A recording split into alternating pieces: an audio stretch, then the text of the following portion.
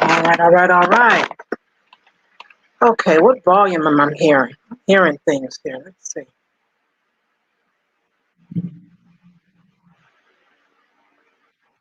That was the problem. I had the YouTube feed on, so no telling what that sound like on the other side. Oh well, I call myself having that muted, but I guess not. My bad. But anyway, happy Friday to you guys. What's happening? I am enjoying a nice 34 degrees in the Chicago land in January. Can you believe it? We had rain today, which pretty much washed the snow away on most of it. I'm enjoying it. Not only that, for January, this brings back memories because 1 year ago, Mr. Jesse Subway Sandwich Smollett, or however you want to pronounce his name, Smollett, he was lying about, should I say allegedly?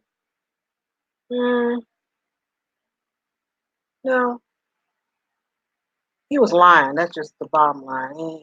There wasn't no allegedly nothing. Because again, it was extremely cold outside, below zero. Schools were closed. Even workplaces, the people work, they told you didn't even have to come in to work. If you had some time off, you can use it. They wouldn't even hold it against you. When do they do that at employers? When do employers do that for their employees? Come on, that doesn't happen. Not around these parts. But yeah, that's what he was saying happened. Which of course, I don't believe it. Anyway, I titled it today is Scam Season because I'm starting to get the calls, and I'm sure other people are starting to get the calls as well because it's tax season. So they're trying to scam you out your money, either your taxes or some other stuff. But because it's tax season, that's the biggest scam. Let's see, today is Friday, so I think it was Wednesday I received a text.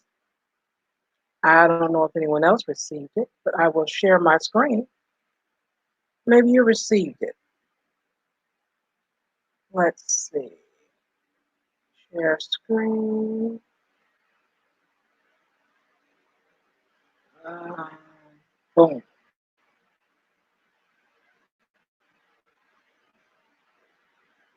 Where's the screen? Okay, there it is. Okay, I received this text on, I think this was Wednesday I received it. And just so happened, when the news came on, I think it was 6 p.m., I just happened to was checking out the news, and they were saying that these texts were going around.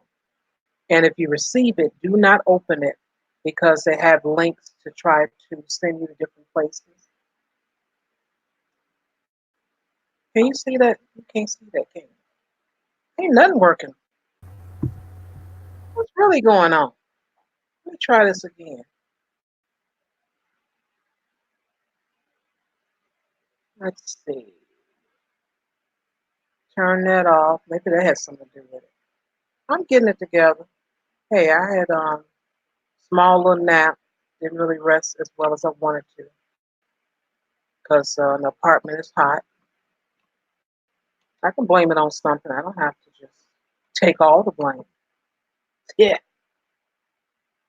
Okay, I'm gonna try this one more time, and I'm going to greet the wonderful, the beautiful, classy. Hello, hello, and good evening this fine Friday, January 24th. I had to look it up. That's so sad. That's okay. See, when you have to write it down, because I used to have to do the Julian date when I worked in the accounting department um, Mhm.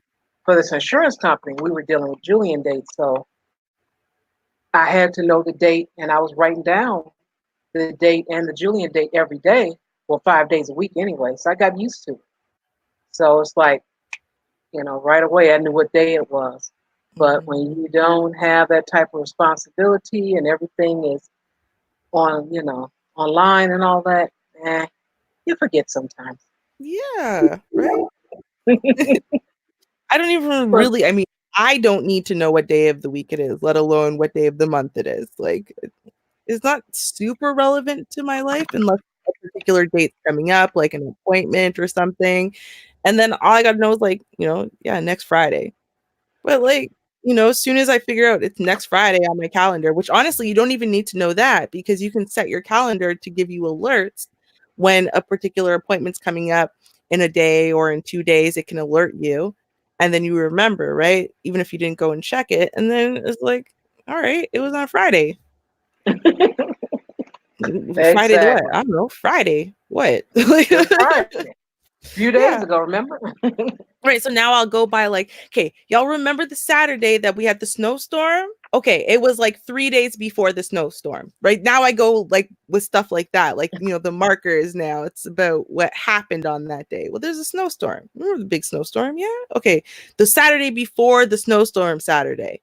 Oh, right, yeah. Yeah, so I hear you with that time. Hmm. Um, but after I finish with my little struggle here, I got it together. Um, Nice. I was sharing the screen here because I received this text on Wednesday, and I was just saying that just so happened later on that evening when the news came on, they told people to be careful because people are receiving this and do not open it, delete it. Mm. And when I saw it, I knew I didn't order anything, so I wasn't clicking on. But just think about so many people that like, ooh, I got a package, okay, and that's what they're Hmm. hoping for. Hmm. Yep. Yep. So what does this one do now? Does it bring you to a website that steals your information? Does it automatically download a virus? Like what happens with this? Well, what the news stated was what it will do is take you to different websites to ask for your personal information, and Hmm. that's as far as they went into it. I know there are some that will try to just get your address, your IP address, using your computer, but these are texts, so I'm not sure what else they would do, but they're trying to take you to websites and get your information. So you volunteer your information. Hmm. My understanding. Right. Right. Okay. I understand. Kind of like how when I don't know if you've ever had this happen to you. This has happened to me. I gone into a convenience store, used my PIN at either the machine that they got there to pay for debit or used it at one of their ATMs. And I'll get a call from my bank the next day being like, "Hey, are you in Russia right now? No? Oh, Mm. okay. Are you in China? No? Okay. Well, we're gonna put a block. We put a block on your card because that's where your card's being used. Wait, what? And then you trace it back, and you're like, oh, it's from that time I used that ATM at this place. Like that's the only thing it could be. Uh, and so that's what they do. They wait for you to you slide your card in. They have the card reader in there that reads your information based on that, and then you voluntarily put your PIN in at that point, Right, and now right, they've got right. everything they need. Hmm. Now I have heard about that scam. I forgot the term they use here for it, but people go around and they put these little things on ATMs Hmm. to try to grab your information. Now I'm not going to pull it up, but just a few days ago, as in I think it was actually Thursday, skimmers. Okay, thank you, Zero. I think it was if it wasn't Thursday, we go back to Wednesday, where some guys had stolen ATM machine out of a store. They just took the whole ATM machine. I guess they said, forget putting the skimmer here. We just gonna take the machine. Yep. So we just gonna take the cash. So, but yeah, they do have that here. Um, I think it's more popular around the holiday season. Hmm. And but yeah, it's just so many scams. And I will play one that I received on my phone. Ooh. Yes, I will play one. And what I normally do, I when I get bored sometimes, which isn't that often, it's Mm. really I just get tired of them calling me. I just play with them. That's what I Mm. normally do. But I'll play one for everyone. Let's see All here. right.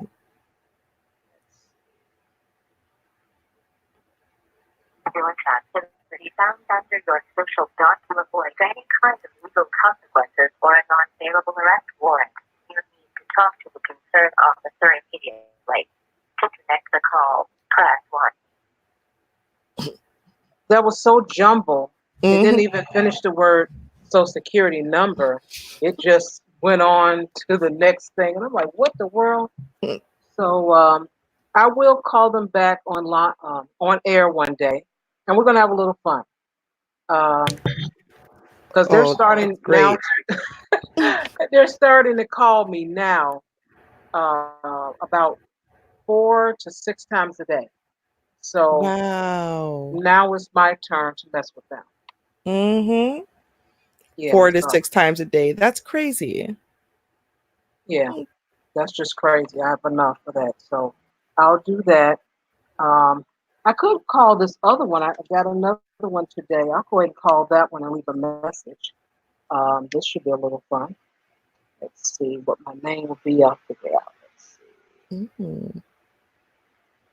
Let's see. This is regarding your existing credit card account. It's a different number, and they use the same thing. Let's see. Hmm. Uh, Oh, oops. What in the world? What is happening here? hmm, Sorry. no I problem. apologize. I don't know. I was trying to press the mute button. I pressed Instagram, I think, or something by accident. No problem. Okay, let's get them a little call. Mm. See if they awake. Hi, you reached Sarah Fiala. Not able to take your call at the moment, but please leave me a detailed message and I'll get back to you as soon as possible. Thank you. Message tone. Please record your message. When you have finished recording, you may hang up or press 1 for more options. Hi, Sarah. This is Janet, and I received your message earlier. And I'm not for certain if you really can lower my rate because it's kind of low now. It's like 5% or maybe a little, well, about 4.99. Same thing, 4.99. Who's counting? But you can give me a call back. I don't know if you'd be able to assist me. My number is 312-485-6581. Thank you. Okay, let's see if Sarah can help me out. Now, 4.95%. Who's counting? What's up, Janet? yeah, Miss Jackson, if you're nasty. Love that. That was amazing. So she may call back. Who knows? I don't care. I use my real number. You call me. Okay. Oh, Um, really? yeah. I mean, I called her my real number. I read the number that came up on the screen and just changed the last digit. Mm, Um, so they'll get the point. right, exactly. But yeah, I'll get a chance to get someone sooner or later. Don't even worry about it. It's gonna happen. Hmm. But this is the time you got to be careful. Well, any time really, you have to be careful. But I mention that more so because it's tax season, and when you go online with your employer, now they have it where it's hooked up where you can actually press on the site, and you can upload your W-2 information to what was that place? It wasn't H&R Block, but it was another place. And I'm looking like, how you all gonna do this? How dare you? You know, you don't even know if the person want this linked um, to their information because trust me, if it's linked, if it's sitting there, they sold you out, and that's something that I'm tired of happening. Companies selling you out, and it's really nothing you can do, even with cash. Um, they're going to, especially if you have to return, they're going to ask for some identification. It's Hmm. crazy. I had a friend who purchased some shoes. I think it was let's say Foot Locker, and she paid cash for them, and she wanted to either return them, or exchange them, and they Hmm. wanted an ID. She like, here's my receipt, and I paid cash. And they're like, doesn't matter. Need your ID. And she argued with them for a while. And I think the end result is she ended up changing them, I think. But just think about that. And this was some time ago. This is 10 years ago. So just imagine you go in the store and pay cash. And just to return, they still want an ID. Government issued ID crap.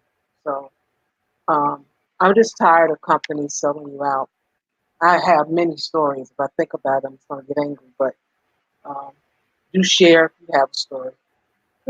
Mm. Well, I was thinking about another kind of scam type, which I mean, and this is one of those ones that they're hoping really to target the elderly. And the thing is, the reason why is because it's less of a scam and more of a hustle. So it's not technically illegal. It's not technically illegal, because they aren't stealing anything from you. You're voluntarily paying for everything, and you know that you're paying for it. But what they're doing is they're hustling you because they start off by calling you and going, "Hey, you've won a vacation. You've won a cruise for 10 days and 10 nights at, Bonavista Vista Cruises. Press Hmm. 1 if you would like to accept this free cruise." All right, right. So you go, yeah, 10 free day Caribbean cruise. I would love this, right? So you click on it. They go, okay, great. So, and I remember, and I actually used to do this. I would answer the phone at my grandmother's house and play it out with them. Yeah, yeah, we want the cruise. Cool. Yep. Okay, so all you got to do now is you just pay for how you get to the port, wherever the port is, Florida, wherever they're saying it is, right? And then the cruise is completely free at that point. Okay, great. So you're like, Hmm. okay, so if I pay for a flight to Florida, which for me is already part of a vacation because I don't live in Florida, then you'll pay for the additional vacation. But why can't you just group that all into my free package? I'm confused, right? But this is where they start. So they tell you you got to pay for a flight. Now, you can't pay for a flight from whatever plane you want. And here's the important part is you can't choose not to fly. You can't say, well, I'd rather just drive there, right? Which is what I said. I'm scared of planes, right? It's a 24-hour drive, but I've done the drive before. I'd rather just drive. Can I? Well, I'll just drive there. So I'll just take the free cruise part. Ma'am, you can't do that. Why not? It's a free cruise, right? What if I lived in Florida? I have to fly from one part of Florida to another part of Florida or just buy a ticket I can't use? Why can't I just drive? You can't, because it's not a free anything. What they're making you do is pay for everything, but they are phrasing it like some part of it you won. You won nothing. Okay. Then they make you pay the taxes. By the time you're done paying all these ancillary fees and whatever, what you did was you paid for a flight and then a 10-day, 10-night cruise to the Caribbean. That's what you actually paid for. If you went and looked it up yourself, you'd find out you're not even getting a great price for the 10-day, 10-night cruise or whatever. But see, this is how they hustle people, is they stay free. And so you start believing in the free, and then you start agreeing to pay for more and more and more, and they keep dropping parts of it you got to pay for piece by piece. And once you paid for the first part, well, you might as well pay for the second part, right? That's called foot in the door. And by the time you're done, you just paid $1,300 per person for a free cruise. That's the cruise. Yes. Wow. It's terrible. And I know that cruise isn't the only one, but that's the one I can think of that they do so regularly, because I just got a call. They said they're from Air Canada. They're not from Air Canada. Whatever airline or place that they say they're from, they're not from there. And they told me they wanted to reward me as a valued customer. And I can't remember what they were giving me for free. I'm like, man, I already know there's nothing about this trip that's gonna be free. I already know. I'm not even gonna call and find out.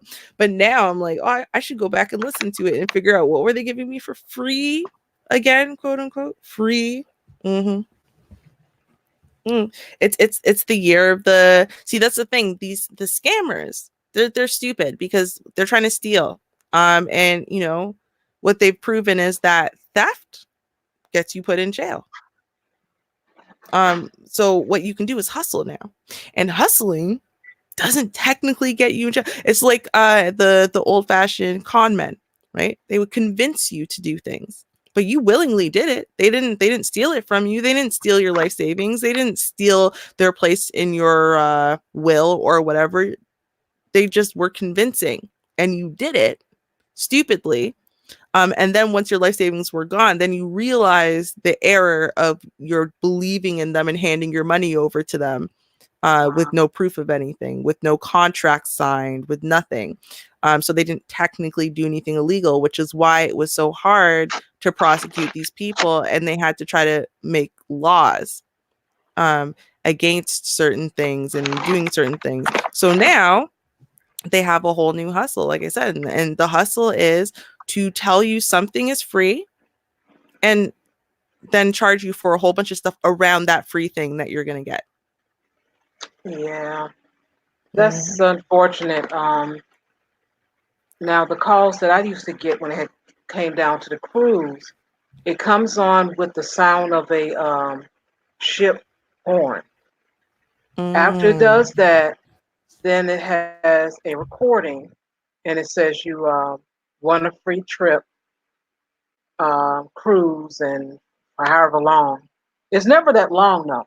They don't give no 7 to 10 days like you mentioned. It's short. It's 3 or 5 days. Bahamas, always Bahamas. And so one particular time, I decided to just hold the line and just see. I said, let me see what's going on here. And so they told me I needed a credit card. I'm like, I don't have one. So you don't have a credit card? I'm like, no. So I don't get a free trip because I don't own a credit card. I decide to use cash. I mean, Right. what's going on here? And of course, that was the answer: no credit card, no free trip. Mm-hmm. Yes. Yes. Oh, I forgot to mention that part. Where I was like, yeah, but we have a debit card. So what's the problem? Like, why can't we pay by debit? Like, can we go somewhere to pay? Like, I don't understand. Nope. Got to be a credit card. That's not shady at all. Okay, Mm-hmm. that's a darn shame. And as far as for selling people out, I was going to tell this story. I think there was a time that you were having connection problems, so I had started just telling the story, and then when you got back on, I said, "Oh, okay, I'll just tell it a little bit more later." But as far as selling your information, um, I'm really irritated by it. I understand it's the cost of doing business when it comes down to these apps, uh, That's I guess that's fine if you're just selling it to try to market different type of products. But when it gets down to uh, selling you out because of your income or your lack of, and what I'm talking about is in the state of Illinois, you apply for unemployment insurance, and what they did, they have it where you go online, and every 2 weeks you have to do a job search through their website. And so the scammer said, "Oh, this is great. I love this. What we can do is we're going to pretend that we got jobs for these people because we got the list of those who are on the unemployment insurance.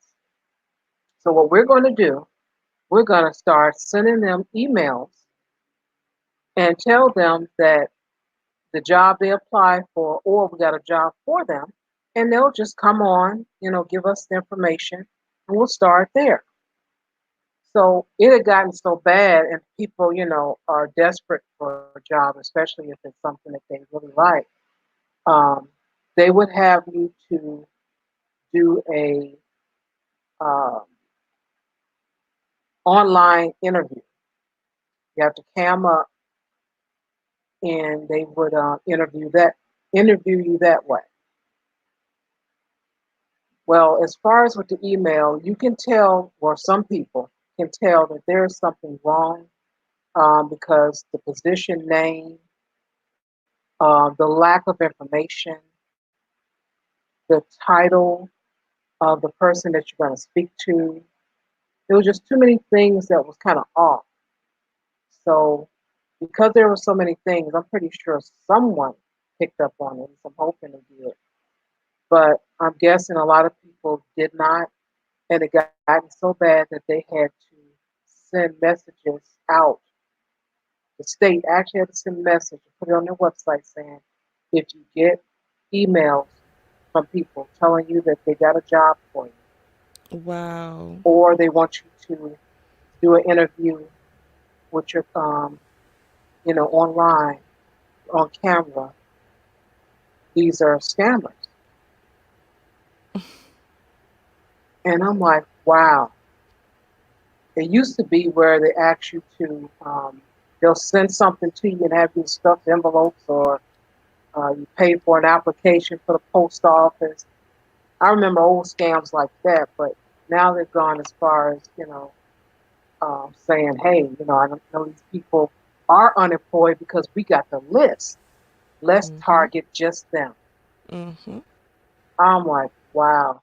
And then I started getting all kind of weird letters as well as emails, and it just made me angry. I'm like, there, there was no information about a security breach. They actually just gave your information out to different places because you were collecting unemployment insurance. And I'm like, I don't like that. I don't need you giving my information out around the world. If I need some assistance or whatever, you tell me about it and I'll contact them. Don't give my information and they're contacting me. And I've just really gotten tired of that. They just will sell you out. Now you know Mhm. when you get the apps, you got to download it and get all this information, and you have to click that you agree. Some of that stuff you understand, some of it you do not. But more so, you want that app to function because you need that for whatever it is you need it for. You're going to agree. That one thing that you really don't like, you're not going to just necessarily disagree to it. And so with that, like I said, I understand it's the cost of business.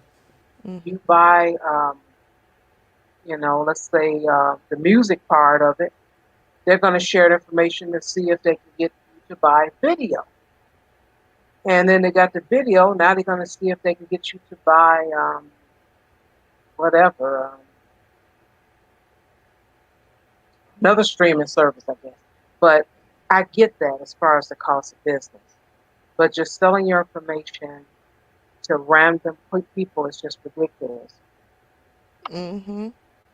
It's crazy. Um especially because of how it's being used these days. So I mean, you can look and you can see again the amount of text messages. I was just going through and like looking, and I'm like the amount of text messages that I've received, saying that I've received a refund, they overcharged me on something, click here to get your money back, so on and so forth. Um, it's ridiculous. This is a lot of different phone numbers. So like one phone number or one time. This is like several a week. Yeah. Several emails a week that you're getting, and phone calls and whatnot. And what I noticed, there's a new scam going on too, where, and actually I don't really know what the scam is. I'm not gonna lie, I can't tell what the scam is, and the reason why is because it's not in English. Okay. Um, right. So I guess what they figured out is that we have a population of people who are Asian and are clearly more comfortable communicating in that language. Um, so what it's crazy. It almost sounds like a relaxing spa or something. I know that sounds weird. It sounds like almost like a relaxing spa, and it calls, and Hmm. you're like, oh, and then it goes on. Hold on, let me see if this is one of them. One second. Let me see. I'll play it for you guys in a sec. Okay. I'm gonna see this other thing I had. I was gonna share, Um, but I didn't pull it up. Let's see if I can find it myself. all right. I should have stayed on the one that I found because it was so good. But then I was just like, oh, let me see what else I can find. I forgot about these crazy Asian people who call me 15 times a week. I totally forgot about them. And it's like there's so many of them now. Like I can't even keep track. Which ones are that? Which ones are, I don't know, something else. And then I'm the worst kind of person because I don't save people's phone numbers anymore, mostly. So if your Uh-huh. number's not already saved in my phone from before, I don't know. You're never getting saved. I'm just gonna have to guess based on the content of her text messages who you are to me, um, which is ridiculous. I understand that. I got to get on that. But yeah, so now I'm like sitting there filtering through, and I have to open every single text message because I have visual voicemail, right? So um, Okay. I'm opening all the text messages, and I got to click and be like, oh, okay, this is one, but then didn't save it because my planning skills need work, y'all. My planning, we all know this. That's right. You're gonna get better. Don't even worry about it. There we go.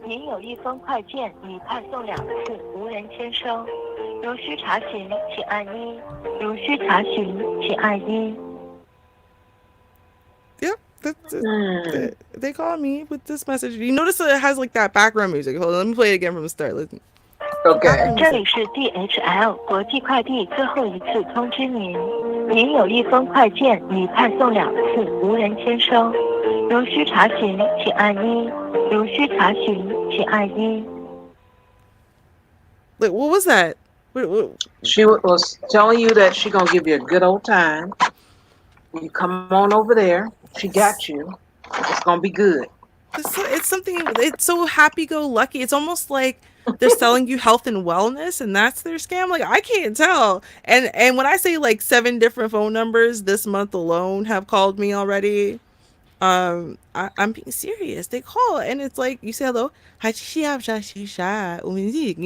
and you're like, whoa, okay, cool. So now they have their own. They realize like, hey, these English scams aren't working. You know what? I know what we could do. Let's go Mandarin, right? Like I mean, they're up in their game now they're doing multilingual scams. Like right, and you notice the Okay. music. Our scams, right, for us, there you don't get that background ridiculous music, but you know, for Sure don't. they're targeting their particular market, so they're actually even trying to personalize them in a way, right? Just like they know free works real well, right? People just can't help themselves. You just told me I'm gonna get $75 free money back if I click this link. Okay, let me just click it. Let me just click it and see where it goes, right? You know where it goes. It tells you right there. You can look at the link and see it clearly doesn't go to anything that's really going to give you money, but you can't help it. Um, Actually, like I got a pop up when I got the pop up for the free Google Nest, right, from YouTube. I was Hmm. like, does is there like a some type of virus or something? Like, how did this come up? If it wasn't on the app itself, like on my phone, I might not even have clicked on that because I would have just assumed it's one of these scams because everyone's selling you get something for free, and then you click on it and you never get anything for free. So like, what are you gonna Hmm. automatically download if I click on this or something, right?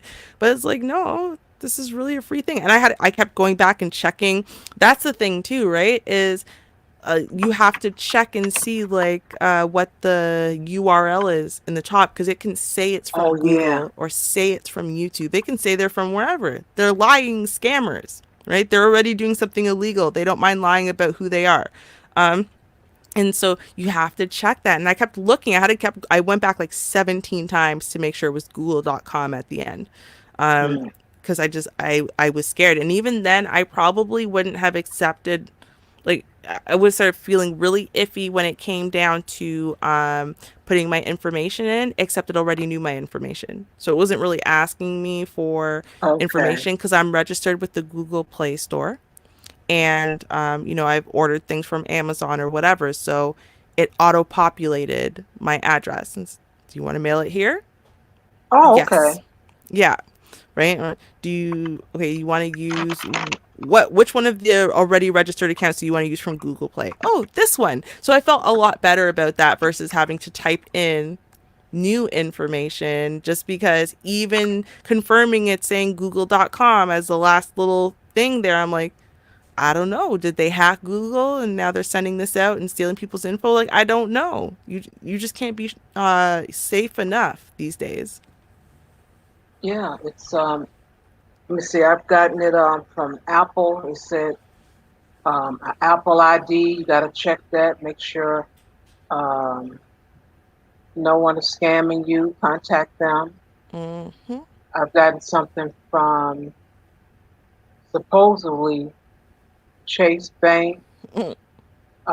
And I think everyone has experienced the one where your long lost brother, uncle, cousin, nephew, somebody needs some money and contact them, or they got some money for you, one or the other. That's the real popular. Oh, we got money for you. And we Hmm. just, it's in US dollars and we just need to do a few things. Contact us now. Uh, Right. that's okay. I tell you what, you go ahead and keep it. I'm good. I'm good. You go ahead. Right. Mm-hmm. Yeah. $75. Man, I could use $75, but I'm good. Yeah. Like, forget all of this. I'm not interested. Right? It's not worth the risk. I just don't believe you. I feel like if I paid for something, I probably paid for it in some type of by plastic way.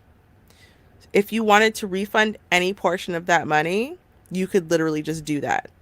Like, you don't really need authorization to put money into people's accounts like that. Like, you could refund, they could refund back $50 of my payment, right? Just like I could send anyone, you could send anyone to a bank with any amount of money and they want to say, Hmm. I want to deposit this into so and so's account. You don't need my authorization to give me free money. You need authorization to take money from my account, but not to put it in there. So I'm like, every time I see that type of stuff, I think about that, and I'm like, no, they could just refund me money if they wanted. Like it would just, I've actually seen it before when say Uber has done that thing where they think like they try to charge you, Oh, let's say $75, right? And because that's how much they okay. estimate my trip's going to be. But then when I've done the Uber, well, the trip was only 50. So they actually give back the $25. And you'll see it as a Right. return from them, and that's why they're giving you the money back. So that proves to me, no, they don't need my permission to refund me money. So I don't need to click on a link and give you all of my personal details for you to refund me money. Like But you're they'll just tell you clearly, that though. you know, Right. thieves. Yeah, at the end of the day, Mm-hmm. that's what it is. Exactly. Yep. And That's tough. they're not targeting people like you or me who are, internet savvy.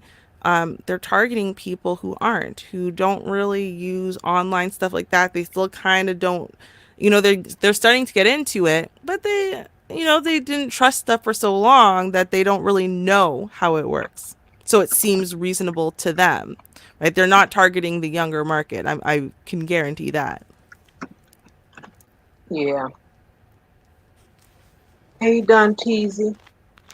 He asked what he missed. The call was unsuccessful. I did make a call back to the scammer, but I think she's gone to bed for the night. So I'll try again next week, or maybe even for a Saturday show since it'll be a little earlier. Mm, But I will be doing that live, so I have no problem with that because they're calling me a little bit too often. So normally when I turn it around like that, then they lay off of me. mm-hmm. I don't know what that is. They have to try, and I understand that you should try. If that's what you do, go ahead and do it. However, I'm gonna get you. Oh, I'm gonna get you. Mm-hmm. When I finish asking you questions, you're gonna like forget it. Cause I had this let me see, was it my old phone? Yeah, it was on my old phone, not the one I have now. Even though it's 3 years old now, but the model I had for this one, I had recorded a call that I had, and I gave the man just a flux. He was telling me that I had a virus on my computer, on my Mm, Windows computer. He kept telling me it was my Windows computer. I said, okay. I said, well, I'm home now, so when I go to work, I'll check my Windows computer and I'll tell the department that takes care of that so they can check it. mm-hmm. And they told me, he told me, you need to go to your Windows computer. I said, I'm home. I'm off work today. I am not going to work to go check my Windows computer. I said, we have a technical department I can contact. Would you like for me to contact them? And he told me yes. I said, okay, I'll do that then. And then he continued to tell me that my IP address 25787, they got a report saying that it was a problem. I said, okay, well, I hate that happened, but I will tell my employer, I'll have them to check it out. And so he kept trying. And then I guess after I kept asking the question, he just got tired. He said, Madam, do you believe me or not? And I almost giggled, but I kept my straight face. I kept it. And I said, yeah, I believe you, but again, I'm not going to work just to uh, go to my Windows computer. Mm-hmm. And he hung up. Got tired of Mm. it. But that's crazy. If there's something wrong with the computer, how did you get the report? That's what I want to know. Right. Yep. And he told me that he got the report. And I'm telling him my computer is at work. I don't have a home computer. I have one at work. Oh, you don't have one? No, I don't have a home computer. But I do use a computer at work. Mm-hmm. That is a Windows computer. Right. Right. Mm-hmm. Yes, I have fun sometimes with the scammers. I have no problem with it. When I get tired of them, I just give them a call. So I'll be working on that next couple of weeks. We're gonna get somebody. I got lots of numbers. Now they're like I said, they're calling me up to 6 times per week now. I mean, day. It was a Mm. week. No, it's per day now. See, the one I wish that I could get you to get here are these. I don't know if y'all have this or if you've heard about this happening over here. It's the It's okay. Basically, what they do is they call and they say, "Hi, we're from." I think it's called Windows and Vents, something like that. But basically, they're a vent cleaning service. Okay. Okay. And here's the big issue with them is they won't go away. Okay, I've tried everything. It's been like 3 years. They continually call me. I've told them I have no vents. I told them I moved. I told them all kinds of stuff. Okay. I have literally, I've cussed them. One time I called one of their agents back and she wouldn't answer the phone. I called back, God, I don't even know how many times. And then when they hung it up and so it just started going to voicemail, then I literally called and left a message after message after message. I didn't say anything. I just did a bunch of stuff. So it would take up the space on the voicemail over and over Uh, until it blocked me from doing that too. What happens, the problem is they keep calling. Like, they won't take me off of their list. It doesn't matter how bad and abusive, literally, I mean, I was abusive. Like, I was mm, saying ignorant, horrible stuff. I was saying racist things because you can tell mm, that the guy who calls the most, that Sam guy, he's clearly of, Indian descent mm, based on his accent. So, I just, like, I mean, horrible things. Cussing, yelling, screaming. What they'll do is they'll hang up on you, but they still call back. And it's like, do you not have, like, what, did you just buy this one list a long time ago and that's it? That's all you got? So for the next 3 years, you're just going to keep going. And here's how they're a scam. They are actually a window or event cleaning company, right? They are. okay. I looked it up. Now, what's the company called? No one knows. They never actually say their company name. They never actually direct you to a website. Yeah, so it's very hard for you to organizedly, you know, get them in trouble because what's their company name? Who owns it? No one knows.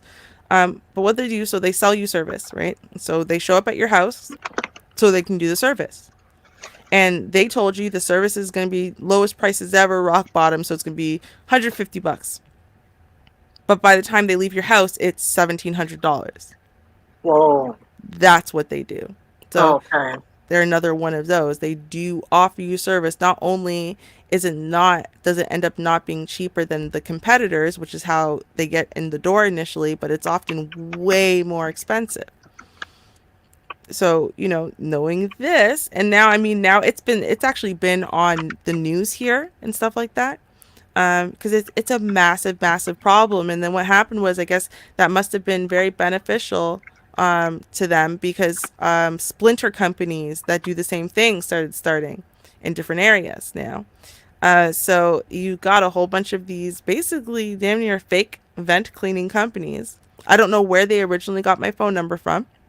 But yeah, and they will not stop calling. And I would love to see this. You can't be abusive. If you're abusive, they're gone, right? If you tell them they're wasting their time by calling you because I don't know, you live somewhere without a vent, like for example, well, I just rent one bedroom inside of someone else's house that I don't know this person. Like I'm just a renter.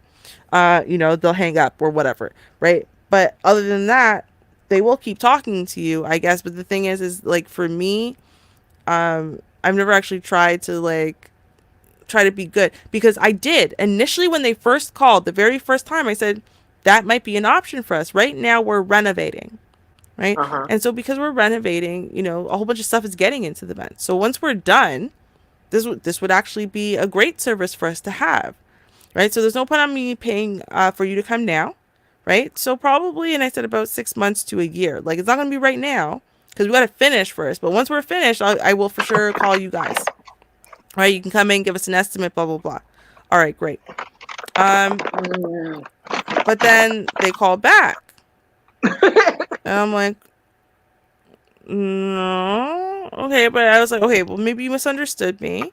I don't need the estimate now, right? I told you I will call you when I need you, not the other way around. All right, cool.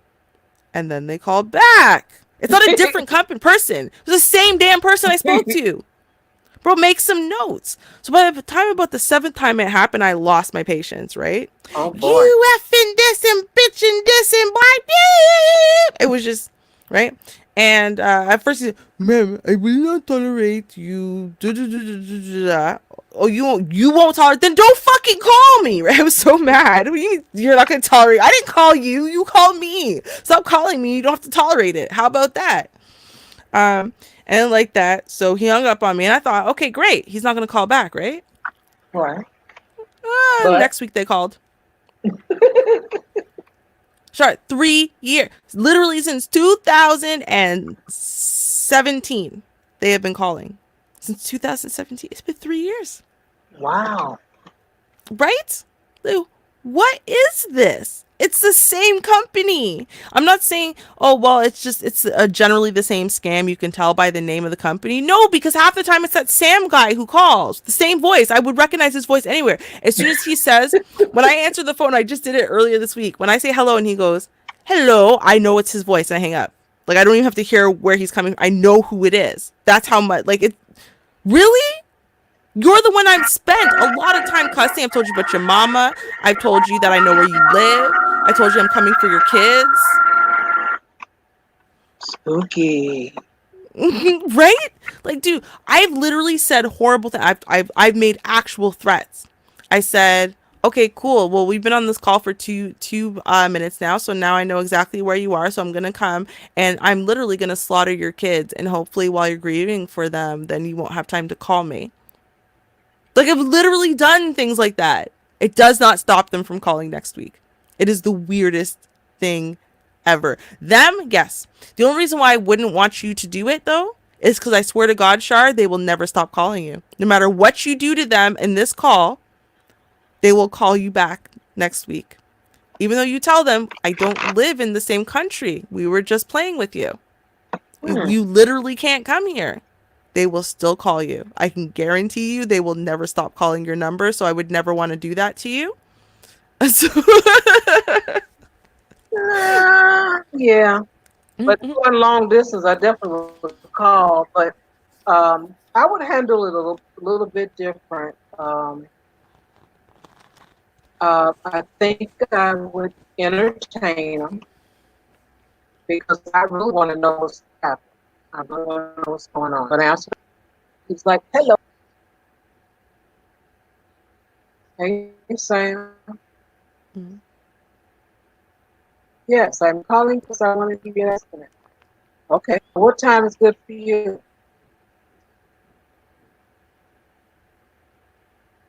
Hello, mm, Sam. Yes, I'm calling because I want an estimate. I give an estimate. So, what is a good day and time for you? mm. Hello, is Classic Ruby? Hello, Sam. Hello, And can I you hear would me? do that every time he would call. Every time I would do anything different. Since he's not going to do anything different, I'm not going to do anything different. Mm, And may the best mm. man or woman win. And I'm going to win because I'm going to have patience to do that. We're going to keep doing that until he gives up. 3, 5, 10 years, however long it takes. You're patient. You have the patience. Like, that's what it is. You have the patience. I don't have the patience. I don't even like when my phone rings for a valid reason. Like, like someone's calling. Seriously, I don't. So I think that's probably half the problem. I answer the call because I'm like, it could be a doctor's office or something. Yeah. That's why I'm answering. I'm not answering because I just generally like to answer my phone. I don't. So what I sit there and I take my little effort to answer the phone, and then it's that. Oh, I can't. I'm beside myself. I think that's what it is. Like, I have to stop being beside myself. That it's just this particular company, because you know what, at first they got me and I was really going to use them though. I if they weren't doing, if they had just chilled out and not called me back personally, I would have given them business, and I would have been one of those people who got charged $2,000 for a $200 service like that, right? Well, no, I wouldn't have ever paid them the $2,000, but you get the point. Hmm. So right, you're gonna tell me you need $200. Oh, and you need a credit card? No problem. Here's a credit card that has exactly $200 available on it. No Right. problem at all. I have no problem with that, ma'am. And then I make that payment once, and then I cancel any future payments on this account. Yeah, no problem. Hmm. I don't mind doing that. If it makes you feel better, it might as well pay you cash. But sure, if you want to do it this way, um, yeah, I'm one of those people. But I think that's the thing. It's like, I was going to pay you. I was going to.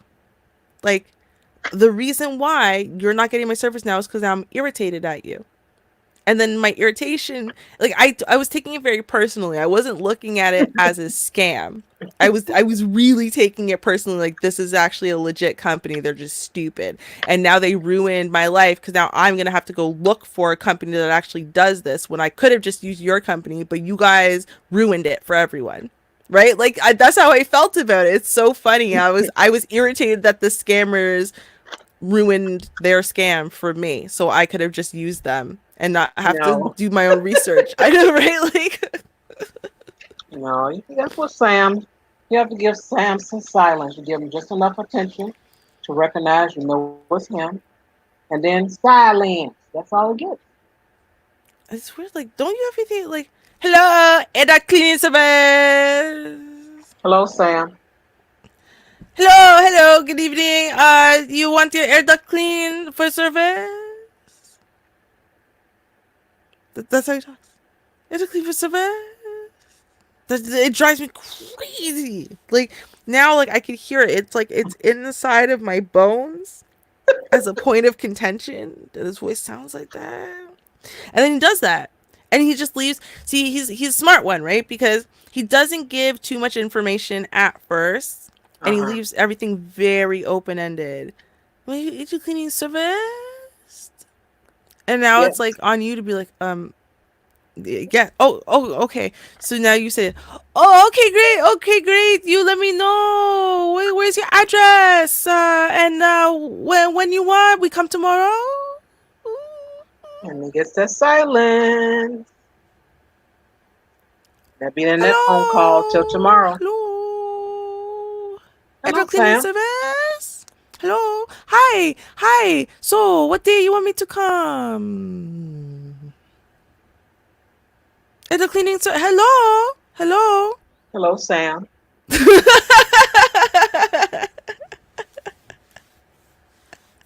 You must not. You didn't hear me. Oh. Okay. So. Okay. You want your house one story or two? Okay. You can't hear me. I said one story or two. Hello. Hello, Sam.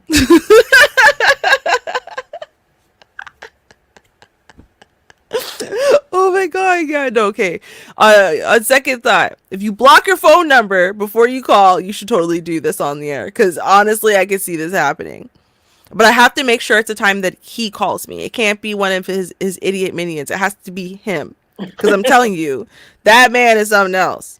The rest of them, I don't know. But him, the rest of them can get scared off, especially if you call them. They're not, it's like they don't expect that the phone number is a two-way street. And if you call people, people can call you back.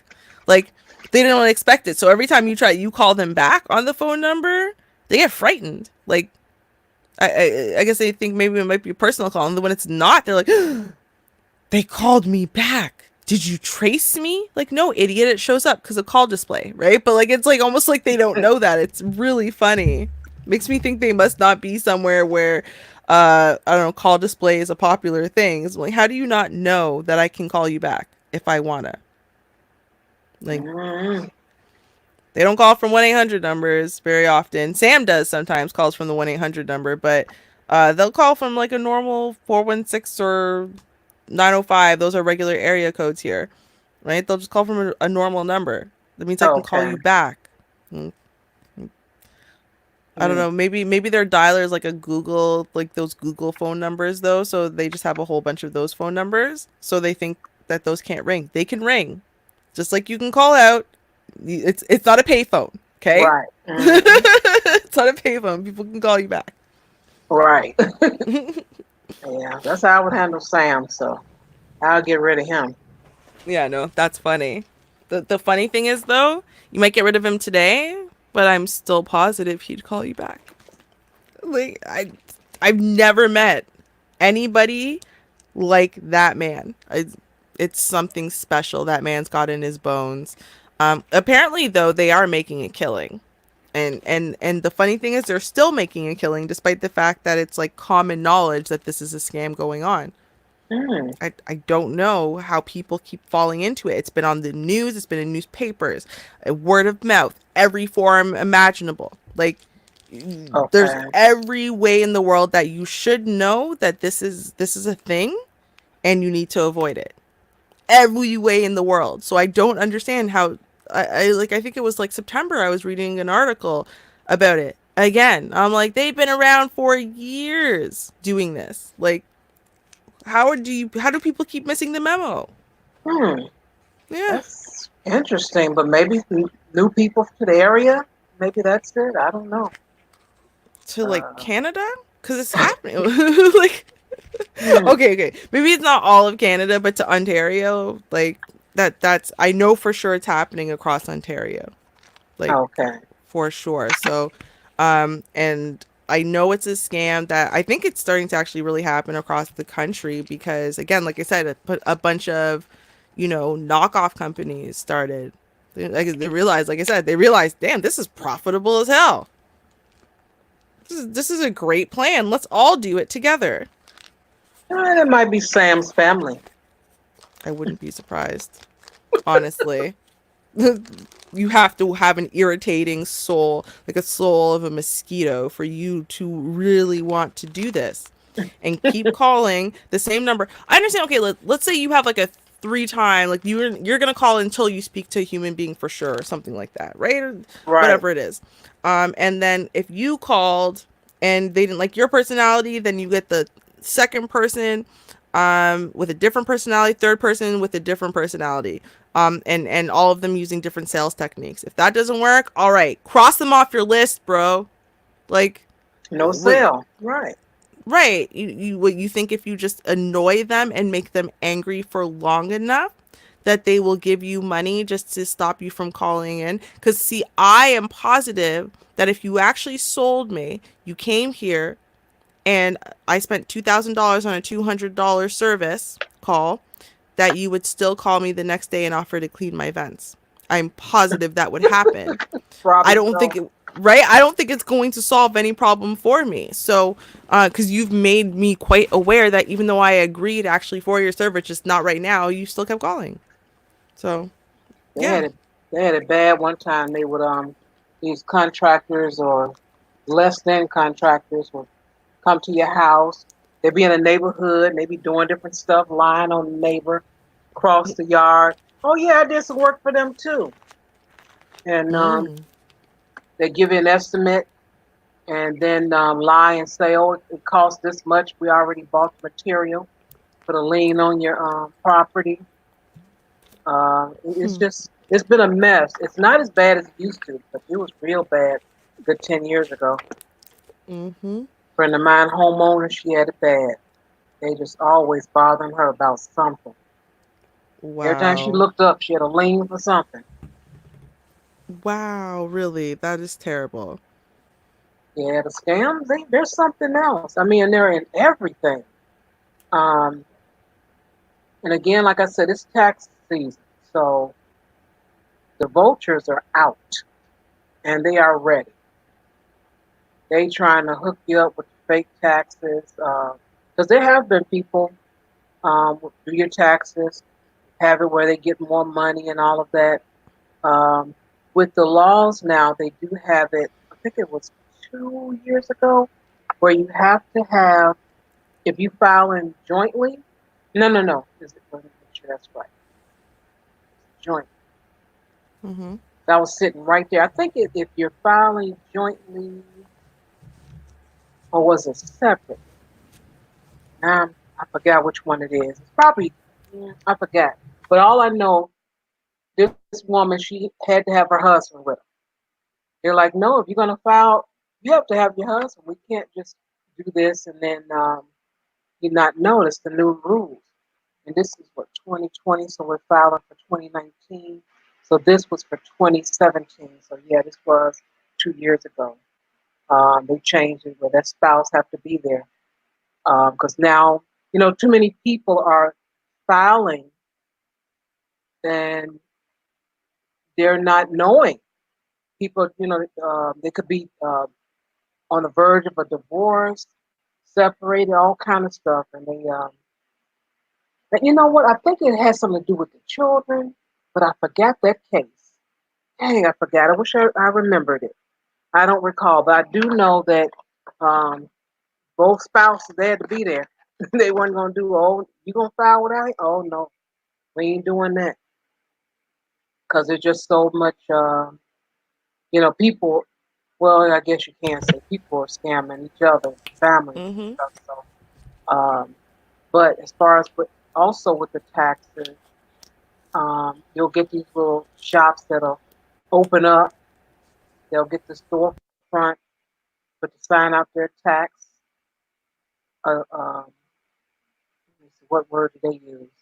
Do they use tax consultant or I forgot what the title they give themselves, but they'll open up a little place in the storefront and they'll be there for until the 15th of April, and then they're gone, and then you'll hear something in the news about June or July that something had happened at that particular place that they were doing different things.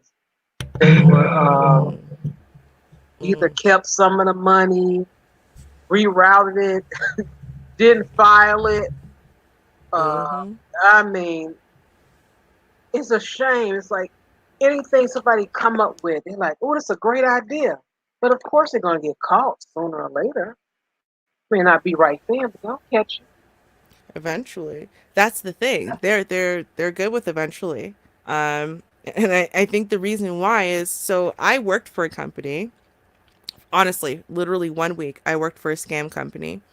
Um, Now the way they get you to Mhm. work in the scam, if you're not that bright, I'm being serious. If you're not that bright of a person, you can actually buy their sales pitch. A lot of people who are working for the scam company, if they're not that bright, they don't know it's a scam.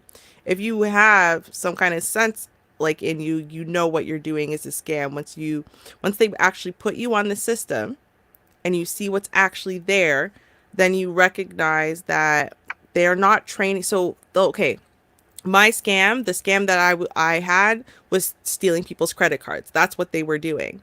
They had Mhm. names and addresses. They did not have credit card numbers. But they had information that these people had an American Express card. Okay.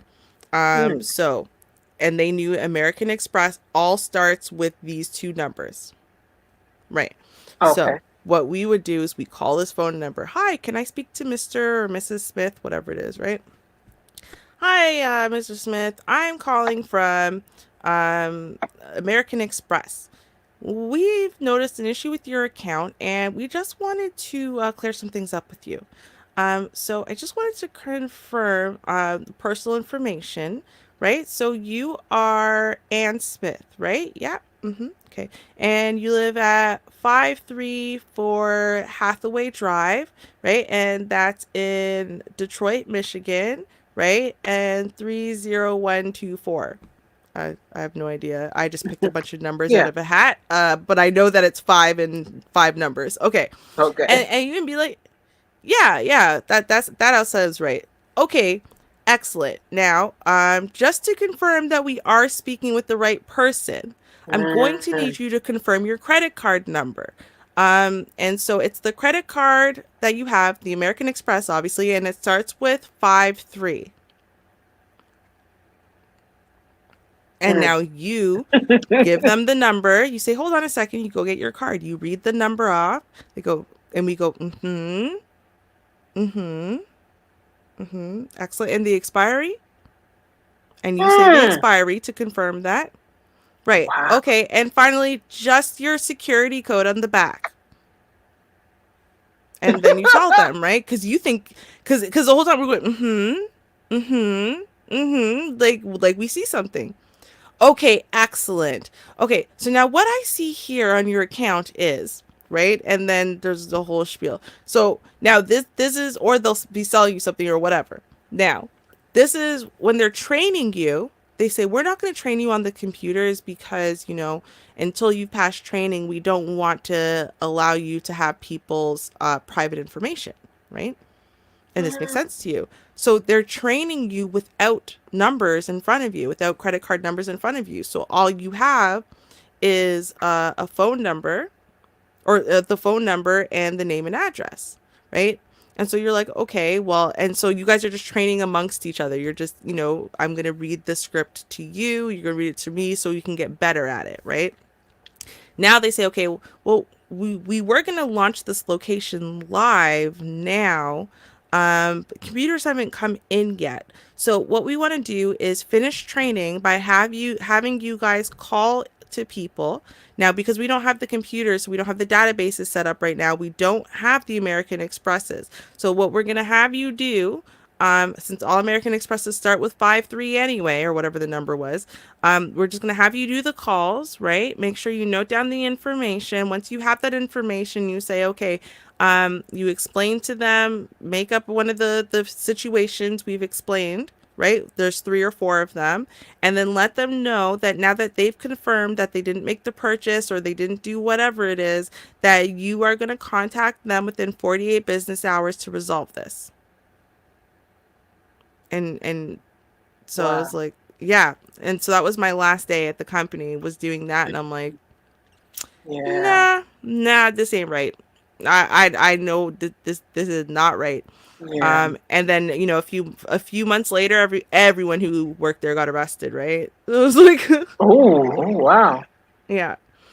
I didn't even collect a paycheck. I worked that whole week. At the end of the week, I'm like, nope, I don't want my name attached anywhere near this company. I know what's happening here, and I'm not trying to go to jail. Right. So, Okay. That's all right. You keep that. mhm. Wow. Yeah.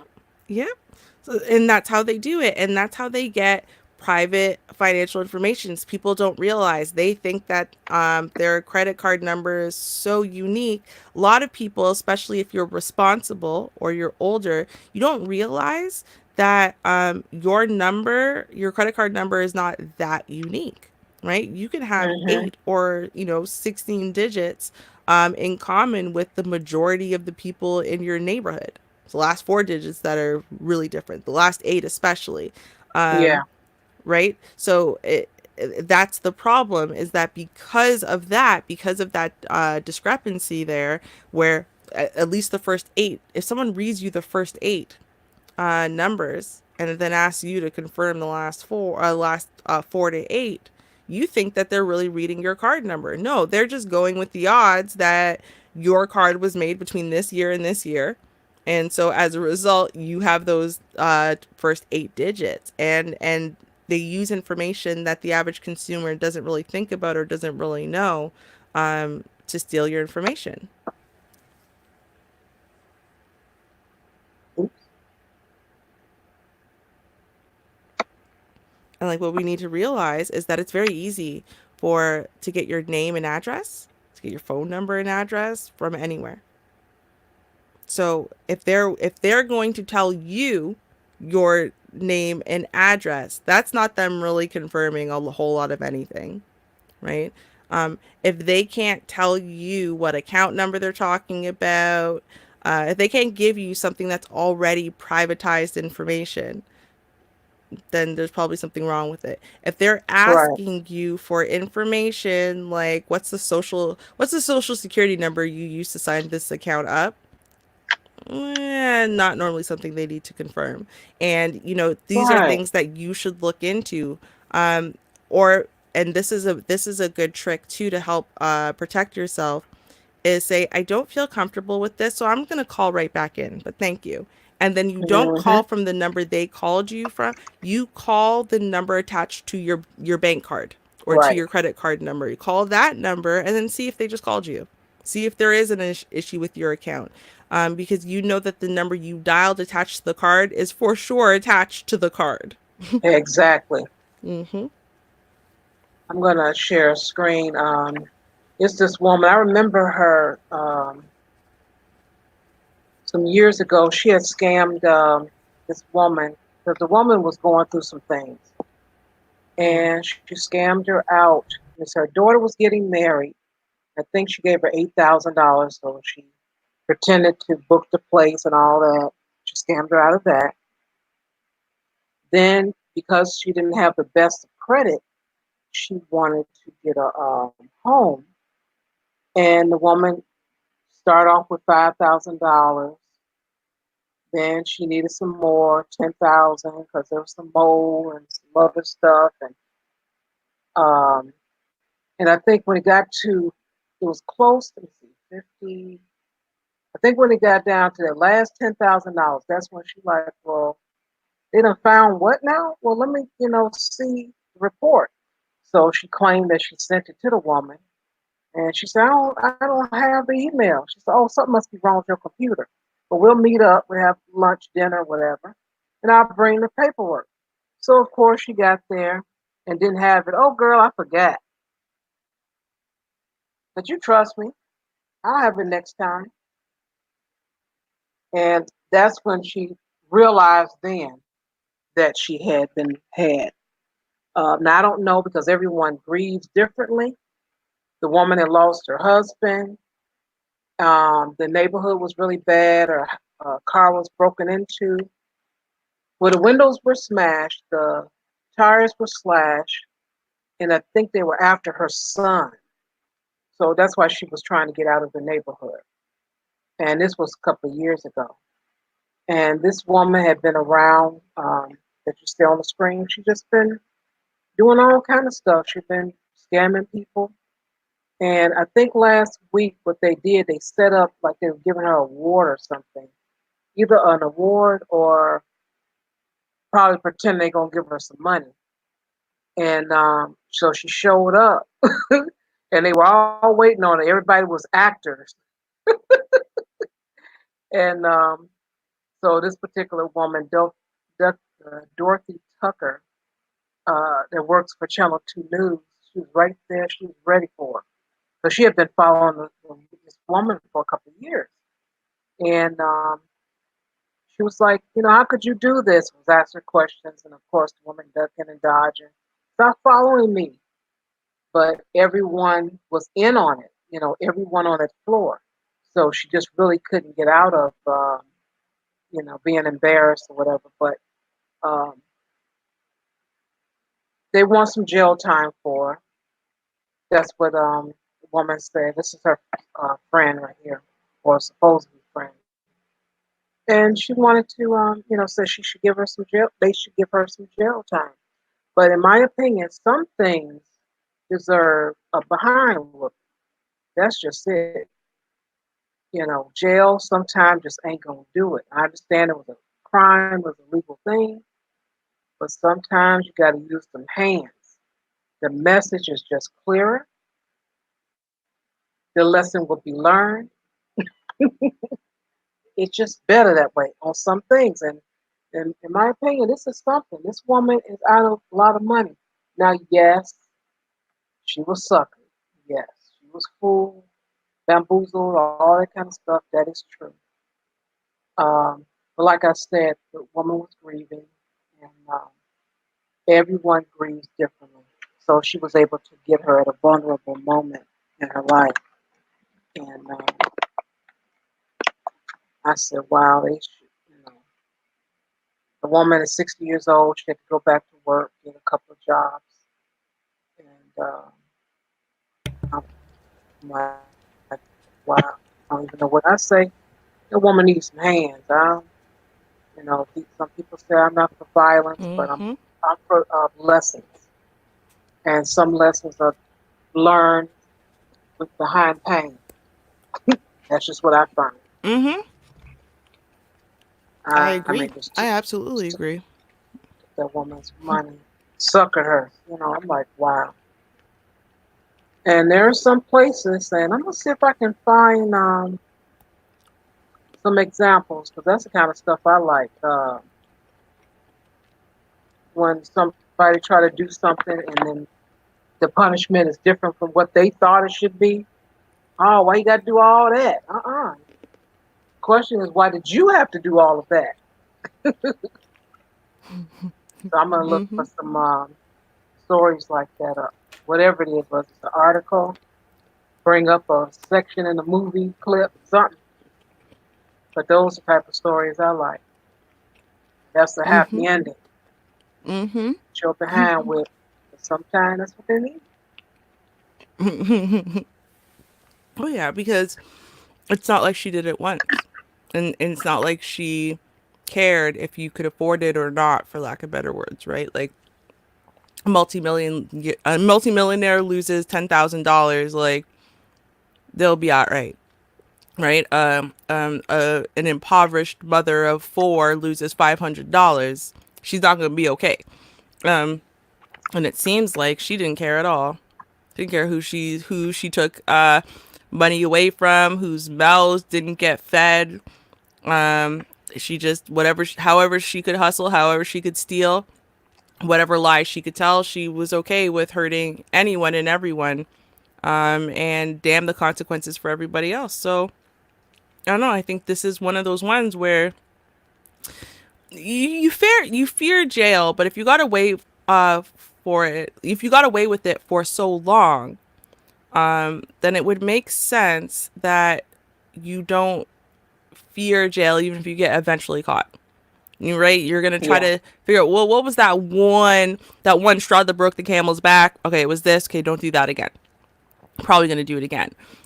If you fear the beatdown, it's like some children. Would they say children who don't listen must feel?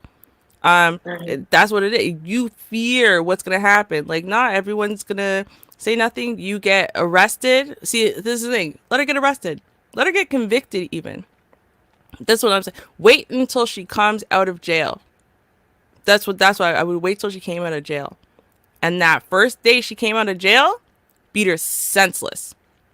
And you don't know which one of your old victims it was, but it was one of them. And for you to remember that pain doesn't have to come right away. It can come Hmm. years later. It could be very patient pain, Oh but yeah, it's that's true. coming, right? But it is Hmm. coming. And then I think that would be probably the most effective way of using all of the tools at our disposal to punish someone. I have a family member that this guy she had property. She had this house she was renting out, and a man wanted to try to take advantage of her and didn't want to pay the rent and won't move. I said, "What? Won't move? Oh, he'll move all right. You got adult sons too? I'm like, oh, he'll move. He will move about 3 a.m. when he in that good realm of sleep, and he'll next thing you know, he have a bag over his head. Mm-hmm. He'll be whistled off to the van, driven many miles away, and when he lips home or however he gets back to what he thinks is his home, the key won't work, and he won't have no key anyway. But he would have been moved. Mm-hmm.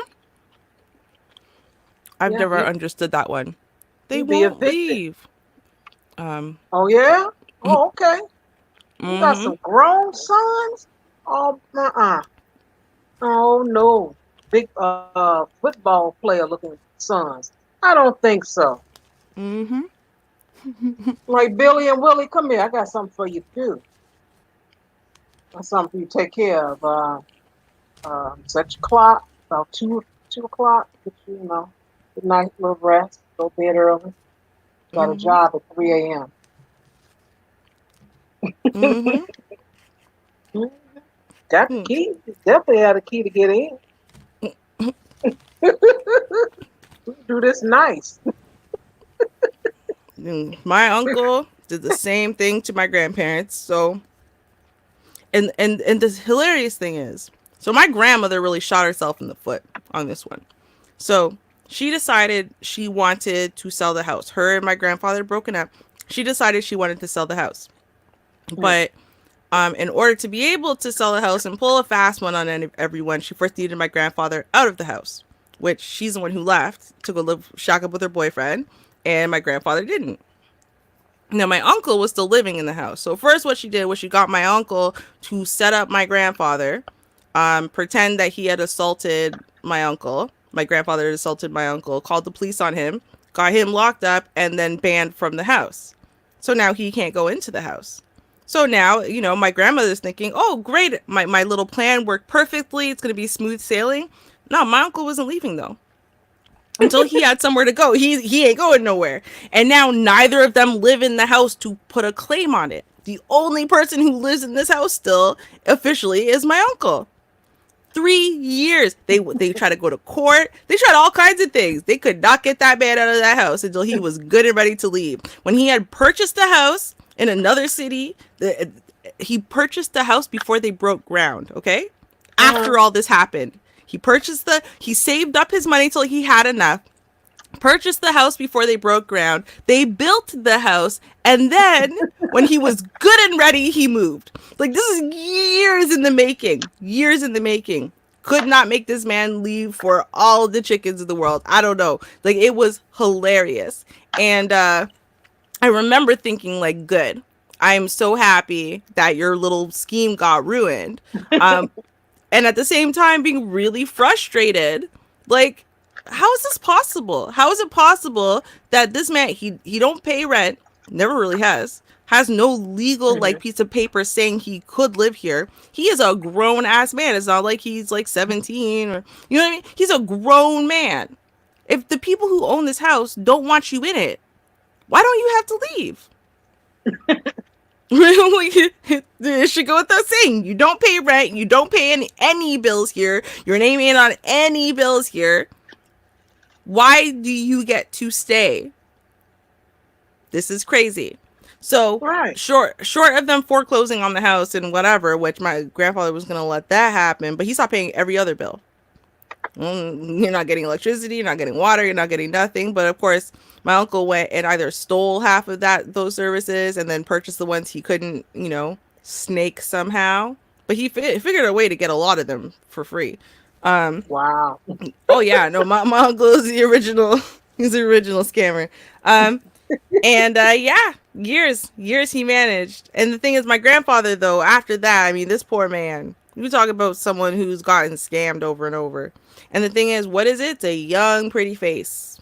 My grandfather likes to be taken advantage of by a young, pretty face. When I say likes, no, he doesn't think he's actually going to be taken advantage of by the 19-year-old girl. He always is, but he doesn't think he's going to be. That's not what he's trying to do to himself. It just almost seems like he's trying, though, right? Like, why does this person have access to your bank account information? Remember the last girl? Remember the last girl, what the last girl did? Why are you okay with this one, Grandpa?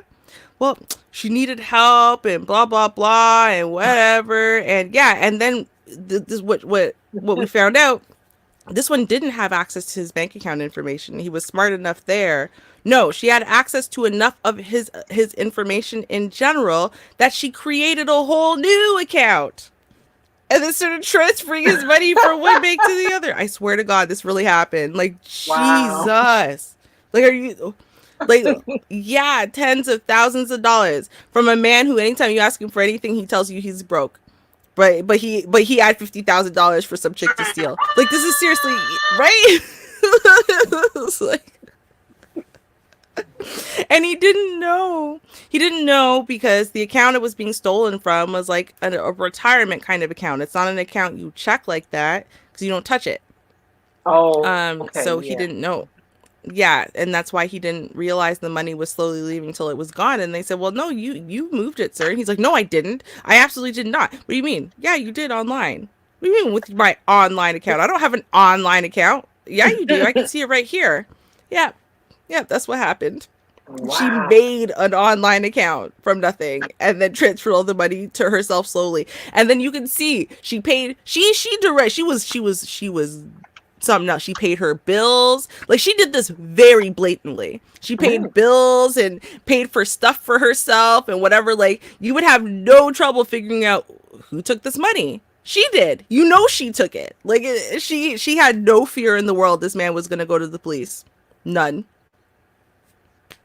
And if Wow. he went to the police, she had no fear in the world that she could prove, or he didn't have proof, rather, that he didn't just give it to her and now she's mad or something. I figured that's her game. Her game is that if you do go to the police because your pride doesn't hurt too much, that she's going to be able to go, yeah, well, no, he gave me all of these stuff. See, look, he paid for this for me. He paid for this for me. He paid for all these things for me. He's just mad now because we broke up and I broke his heart. And like, I'm sorry I broke his heart, but doesn't mean I owe him back all the gifts he gave me over the years. I'm willing to bet any money that's her scam. Any Yeah. money. Yeah. Hmm. You can tell the type. And she's definitely the type. And she moved on to the next one, on to the next Yep, for sure. one. Wow. Mm-hmm. It is sad. It's sad to see because, like I said, when I say it's happened twice, I do mean twice. Um, to the same man who, like Mhm. again, like I say, if you ask the man for anything, though, he does not have it. Like you could literally be hemorrhaging, okay, hemorrhaging, and be like, "Listen, Grandpa, I really need $200 to fix this tooth that is hemorrhaging in my mouth. It's like it's bleeding. Look, or I'm leaking blood right now out of my mouth. Like I just need $200. Well, Ruby, I would do it, but I just don't have it. I don't have it, or I would do it. Wow. Right? And you think back to when he said that to you 3 years ago, and you're like, some girl just stole tens of thousands of dollars. That means you had it. Like, I understand you did not have it disposably, right? Hey, can you pay for me to go to Wonderland? No, you don't have it, right? Like, I'm not saying your savings belong to me because I'm your granddaughter, right? I'm just saying I feel a little bit cheated in life when I don't think he's ever said yes to me asking him for money ever about anything ever. But he's had, like, I think this is well over $100,000 now stolen from him by two different people. Over the last, we'll say, 10 years or so. And I'm like, you had that much money ever? Like ever? Like when did that happen? And why do you not share with your actual relations? No, no, no. You're gonna share with the dumb broad over there because she's hot and 19 or whatever. And then when that bites you in the ass, you're gonna I no. No. Just stop. Enough. You're not young, okay? You're not young enough for this and you're not rich enough for this. So just stop now. Yeah, no. You can't afford this. You worked your whole entire life and basically your life savings is pretty much almost gone now. Stop. Enough. Stop. Like a pretty Dang. face and a nice body is not worth all of this heartache, okay? Yes, he said it was while he was dealing with it. Oh Mm. yeah, but he'll swear to you they're just friends. Listen, every single one of the men in my family on my mom's side has that hustle, okay? The just friends hustle. They all have a whole bunch of just friends. Anytime it's a woman who's inappropriate in some way, she's just a friend. I don't believe you. I don't think you have any friends, and if you do, none of them are female. Spare me. No. Mm-mm. Every Mm. friend. Mm. I don't. These Jamaicans, boy. Let me tell you. Uh uh. Wow. What a scam. What a scam. What a scam. Mm, right? What a scam, what a scam, what a scam, what a mighty good scam. Yes, it is. Yep. Mm. Mm-hmm. Dang. Yes, fitness mom, you need computer. You need Windows computer. And what's the other one? Not Safari. What's the other one? Looking right at it. Is it Chrome? You have to use that Oh, no, you can get on. You can get on the panels on your phone. I'm on. I get on the panels regularly from my phone. one. Hmm. Yeah, Yeah, you. I'm told that it doesn't work, but if it, okay, well she said it didn't work for her. I'm on it. What you Um. what you got going on over there? What you got? You I need know to they're scroll. working on it. Gotta Yeah, I know. I'm just on the browser. There's no app. You don't need an app. So like on your phone, right? Because Are there's you on no. Chrome? Yeah, I'm on Chrome. Chrome, Chrome. Yeah. Is this a not Mm. available thing somehow? Am I missing something? Yeah, I know. It's best to use Chrome when you Oh yeah. get on StreamYard. So that's why I'm like, Chrome. Yes, yes, yeah. So I have the Chrome app, right? So when I click on it, it just goes into Chrome, right? And the only thing I noticed is that from the like when you're on your phone, Hmm. don't leave the Chrome browser too often. Like you can't sit and say watch your chat room for too long or whatever because it will disconnect itself. And like Hmm. that's where I'll start talking. People will be like, "Ruby, hello, hello." Oh, it's because I've been out for too long. I have to literally go click back on the page. Oh, okay. You tried Chrome. What Gotcha. happened when you tried Fitness Mom? Because like I mean, I was just about to Hmm. go. I'm using it right now. I wasn't, but I was using it when I was on Arts panel earlier today, and I do regularly use it for like a longer panel where I'm intentionally going to be on a longer panel, but it's less people. Like say you and me, I will actually go on the laptop just so I can have the chat open and type or do whatever without needing to switch back and forth all the time. But yeah. Hmm. Okay. Yeah, but as far as it's because of portability, right? Like I have to sit there and literally say BRB if I need to go to the bathroom or something. I can't well, I could bring the whole laptop with me, but it's just a little bit awkward because I got the mic to attach to it, and it just becomes very cumbersome if you have to do that much work to do something. So I like when I'm on panels, I'm on the go and stuff. Yeah, hmm, it's weird. I wonder what it is. Hmm.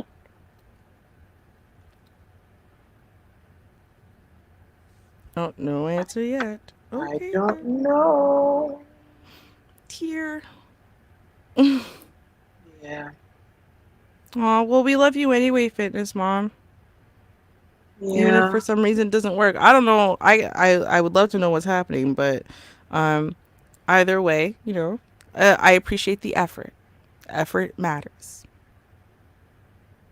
That's true. I don't know. And I don't know if it's her first time as well trying to use the phone. Um, that I don't know. But I'm sure she will play with it and figure it out for next time. Yeah. Um, and I guess we'll close with this last. Oh, I should have known Ooh. when you Oh, type the word kink. I'm like, is she drinking? ow. When she said kink, mm, mm, you en- and some jambalaya. Ooh, ooh, enjoy ooh. yourself. Right? Enjoy yourself for me. Mm. And me. Gosh. Enjoy yourself for someone. Take a sip for your homies, not the dead ones, the alive ones over here on the stream. Right. Yeah, I was a bit tired, so I'd say, well, I'll do wine tomorrow since I start a little earlier. And but tonight I'm like, can't do the wine, can't do it. Um, now what I started sharing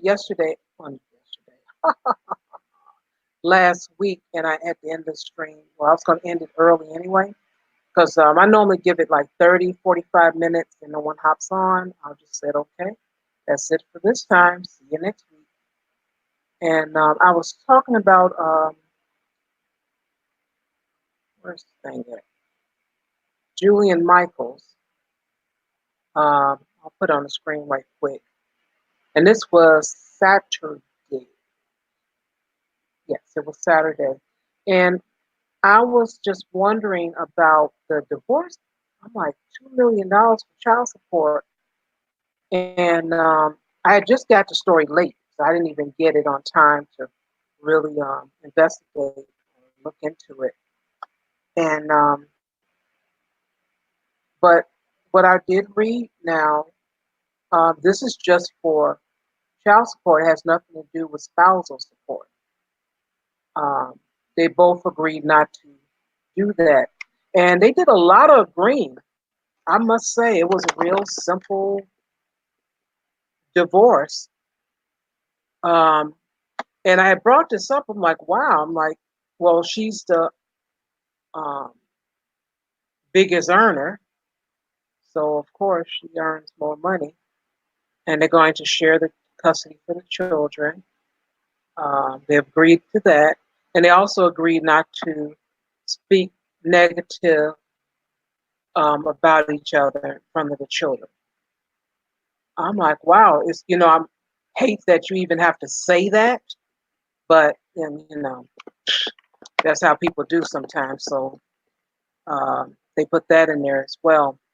But what I wanted to actually mention for that, let me stop sharing that one, is with marriage. It appears, and it's just my opinion from what I've seen, I've known a lot of people that would be together, and it's not until after they get married is when they don't, you know, be together for long. I'm like, what is, what is with that? And that's in heterosexual relationships as well. So I was just Mhm. wondering, has Mhm. anyone noticed that? I really don't think it's my imagination, and I'm talking at least No, it's 20 not. some years. And I was just wondering, has anyone else noticed it? But you're saying that you've noticed it as well?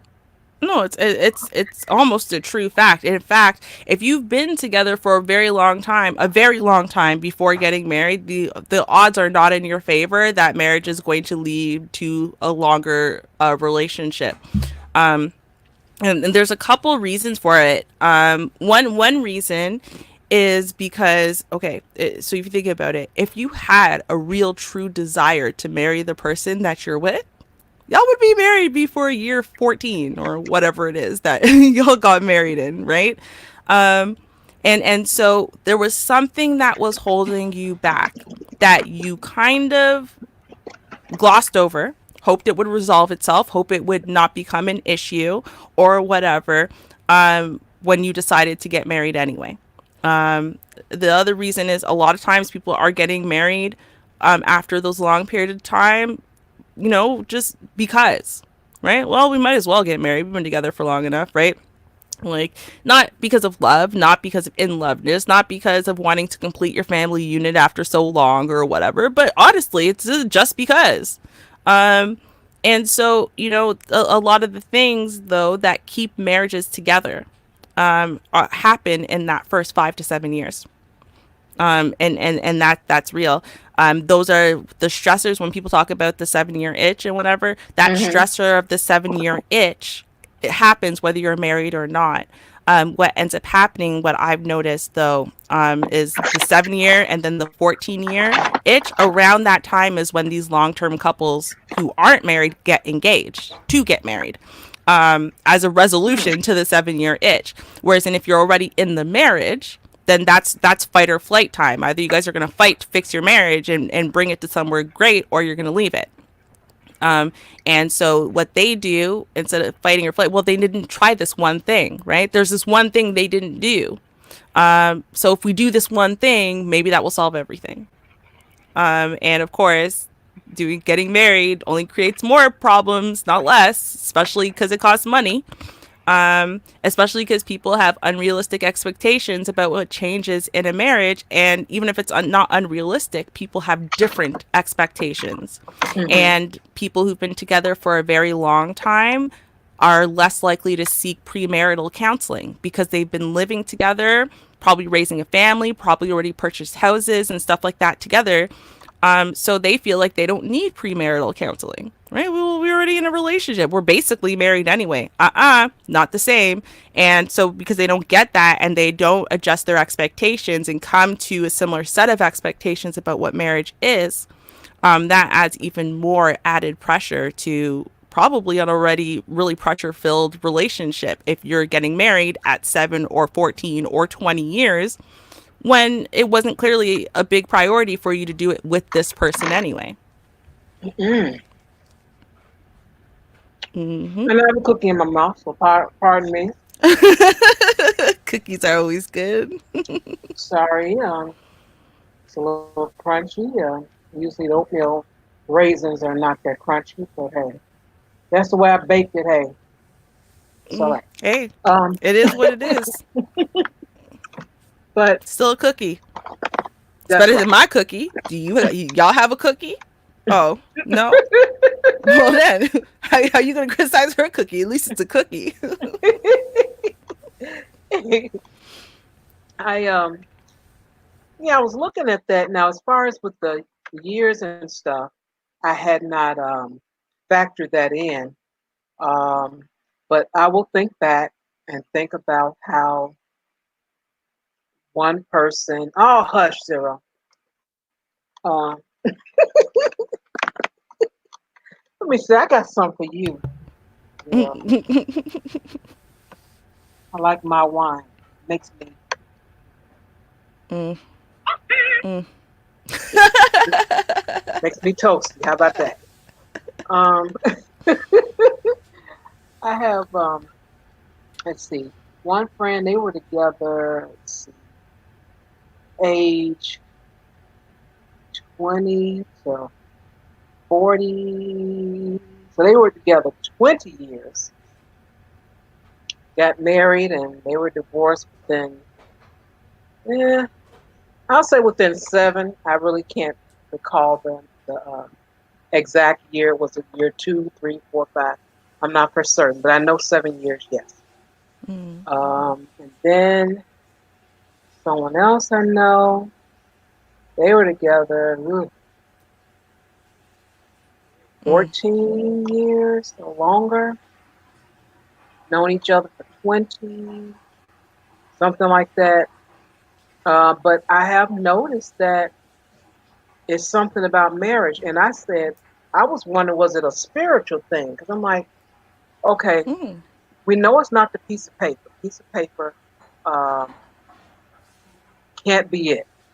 So is mm, it the vows? Is it the words that are said once you um, speak those words and you include the spiritual part of it? Is that it? Um, then I didn't think about the number, but I will think about that number seven, and I'll go back mm, and look at the people I know and try to figure that out. But I just really wondered. I'm like, what is this? And then when I saw it happening to other couples, I'm like, it must be something to this. But yeah, that came to mind. And I had wanted to bring that up last week, but I had mm.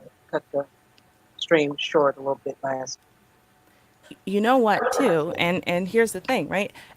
Everything that you brought up are all factors in this, right?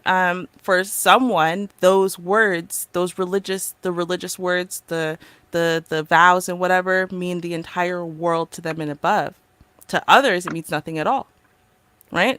They're giving in to the wedding because they either didn't believe in the words or they think the words are a curse, which then week. becomes a self-fulfilling prophecy, or it's everything in the world. And at this point now, till death do us part. So no matter what, we're a team and nothing could ever change that. And the other person's like, no, the same things that could change that could still change that now for me, right? So it's normally a dissonance though between those two people as far as what did marriage do, what did marriage change, Yeah. what promises were made, is leaving the marriage negotiable. Hmm. Some people don't think it is, some people do, even That's with true. that. And a lot of it though, I think what it really comes down to is, why are you getting into this marriage to begin with? Hmm. Now we can say love isn't the greatest reason. It's not the greatest reason. Oh, but I'm so in love. We know how that can go. But um, you know, uh, societal pressure from families, pressure from your kids, pressure from the tax man, pressure from something to get married, pressure because, hey, you need medical insurance, pressure because of whatever. It's not always really, I mean, Hmm. that's like the worst possible reason to get married because of pressure. You're getting married because Yeah. you feel pressured for one reason or another. I don't see that really ending positively no matter what, because even if the other person isn't feeling that pressure, maybe the other person's the person applying the pressure, or maybe they're not. Maybe they didn't feel the pressure, but they're not aware of the pressure you're feeling. So when you propose, they go, "Oh my god, okay, that's it, yay!" And now they're all in, and not because they're pressured. Meanwhile, you're a pressure cooker. Um, You know, how are you guys going to really properly support each other through this whole thing called planning a wedding and then a marriage when you don't even understand the true motivations of one another? Right. I agree with Mm-hmm. Mm-hmm. Oh, see, and hey, music, what's up, music? He said, expectations change. That is very much, I think that's a big one. Expectations do change regardless of other factors, like you. over And time. whose though? Both parties, or just the woman, or just the man, and to what degree? That's Mm-hmm. another thing I wonder, because a lot of people are not honest when they are separating or divorcing. They're not honest Mm-hmm. about it, unfortunately. So it's kind of hard to determine that. But there's one thing I never forget that Susie Orman said, and I love that she said this. She said, "Get your prenup before you get married." She said, "While you're still in love, do it right then. Don't wait later." I thought that was the funniest True. thing, but true all at the same time, because that's when you, "I love you, boo. I love you too. Ooh, googie googie goo goo." That's the best time to do it. Mm-hmm. Go ahead and do it, and there's nothing wrong with a prenup, nothing at all. Especially if you get married later, because some people have pensions. Hey, I love my pension. Some people have them, and you don't want to have to give some of that up because you married someone and it didn't work out. Um, Mm-hmm. so there's certain things you should protect. You have children that are adults, um, or late teens or whatever, and something happening or whatever, your children that you birth, or that's your seed, they should receive the lion's share, and that's just that. So nothing wrong with prenups, but a lot of people are, "Oh, you do that to me? You must don't love me. You must don't trust me." But it is the best time, in my opinion, to do so while you in love. You know what though? I do think that, and I do think age is a factor, but I will say this.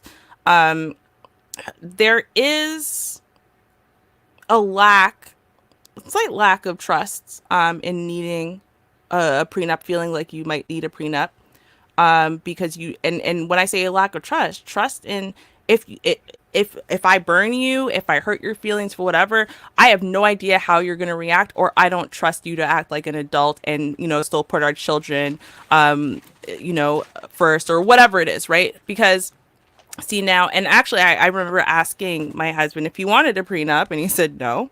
I'm like, why? Well, obviously because we're never going to divorce. Okay, besides that, was there any reason though? And he's like, well, I know you, so I know that there's no need for one. I think you'll be more fair than I would be willing to put into a prenup. And I'm like, well, what do you mean by that? And he's like, well, I think that if we had kids, you would want the kids to be taken care of. True. But you wouldn't want you to be taken care of at all, probably. And I would want to take care of you somewhat. Hmm. That is also true, right? And I mean that's how I am. So he knows me to be that kind of person. I don't really make a lot of decisions on an emotional basis. Even emotionally, if I'm that hurt and burned, I want nothing to do with you. I'm more likely to reject even more of your money if I hate you.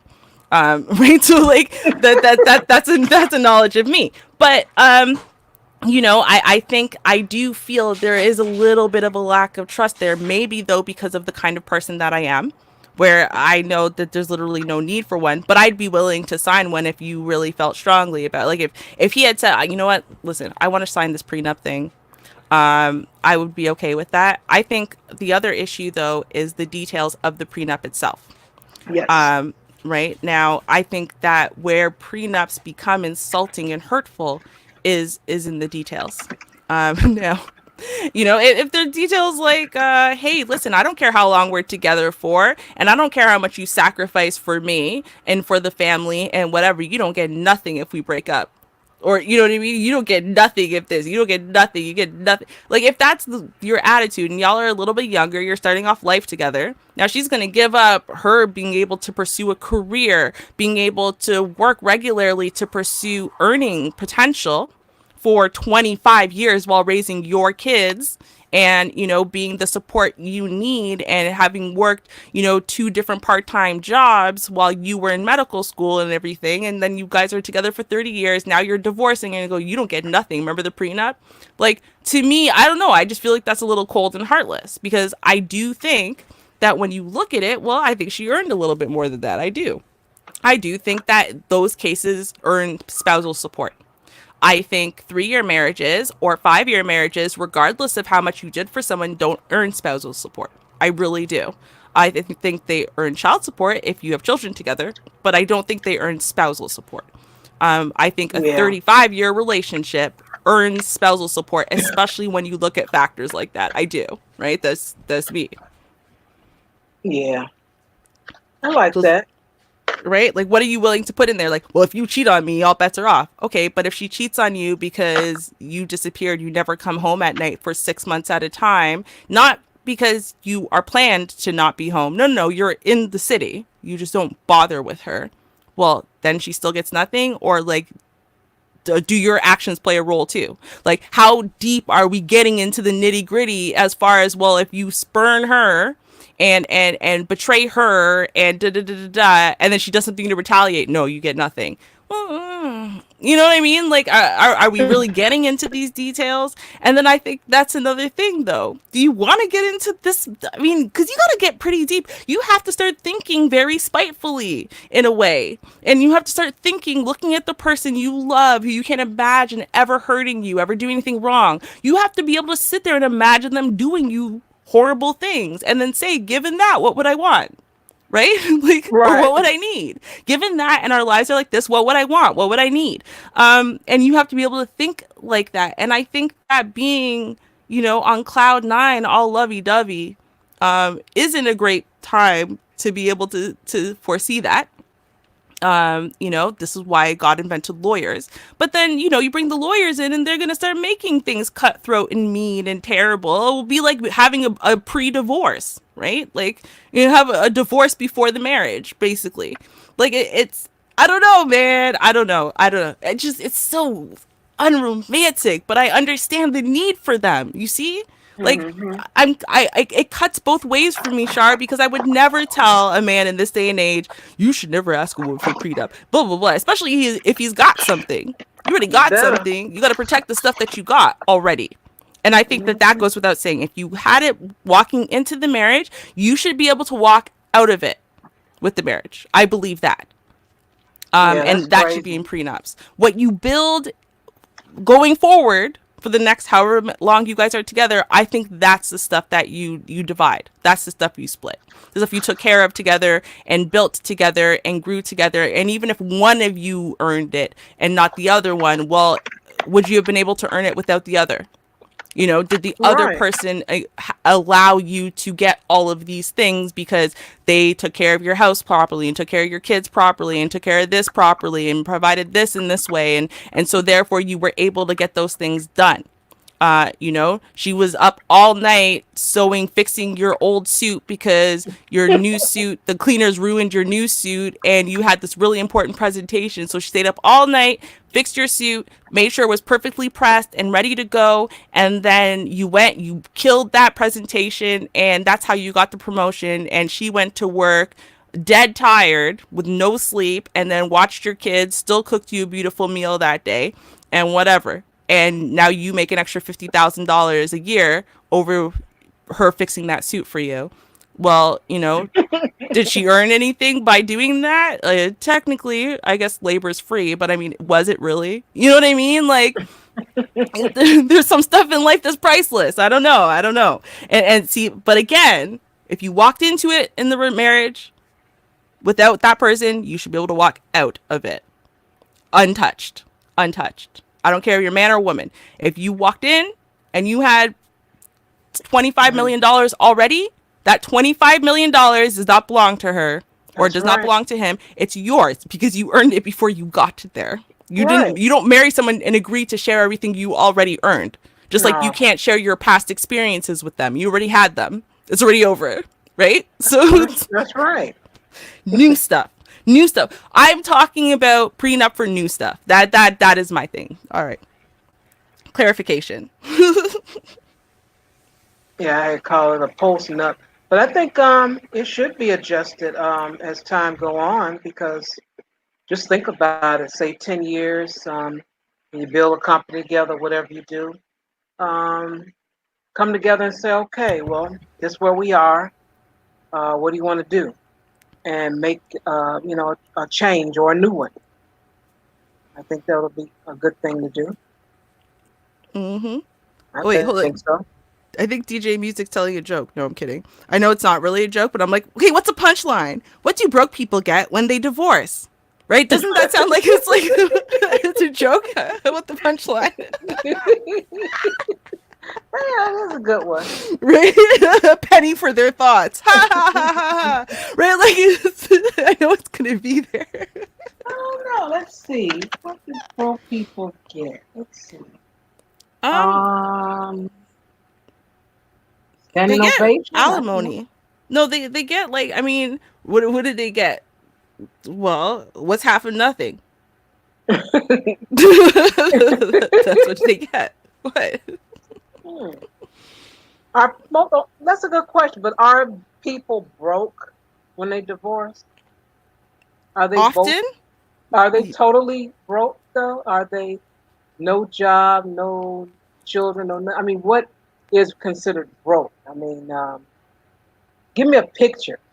I would like to picture that. What do you consider broke? Well, I'll say Part this. time work? Yeah, like I'm thinking, you know what you're saying, listen, they don't own shit. They don't own a car, they don't own a house. They don't have any savings, bonds, stocks, investments. Basically they live paycheck to paycheck. They barely own the clothes on their back. They don't even own half of their furniture and stuff because they're renting to own.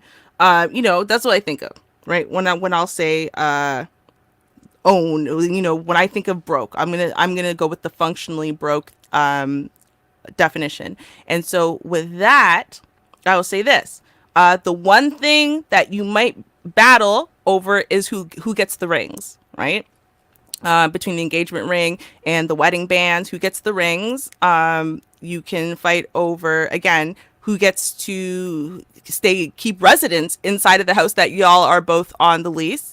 You could fight about who gets to keep whatever things that you do own, no matter how paltry they are. If you bought them while you were in the same house together and you both bought that clock, who gets the clock? And Of course, who gets the children? Who gets the animals? Who gets child support?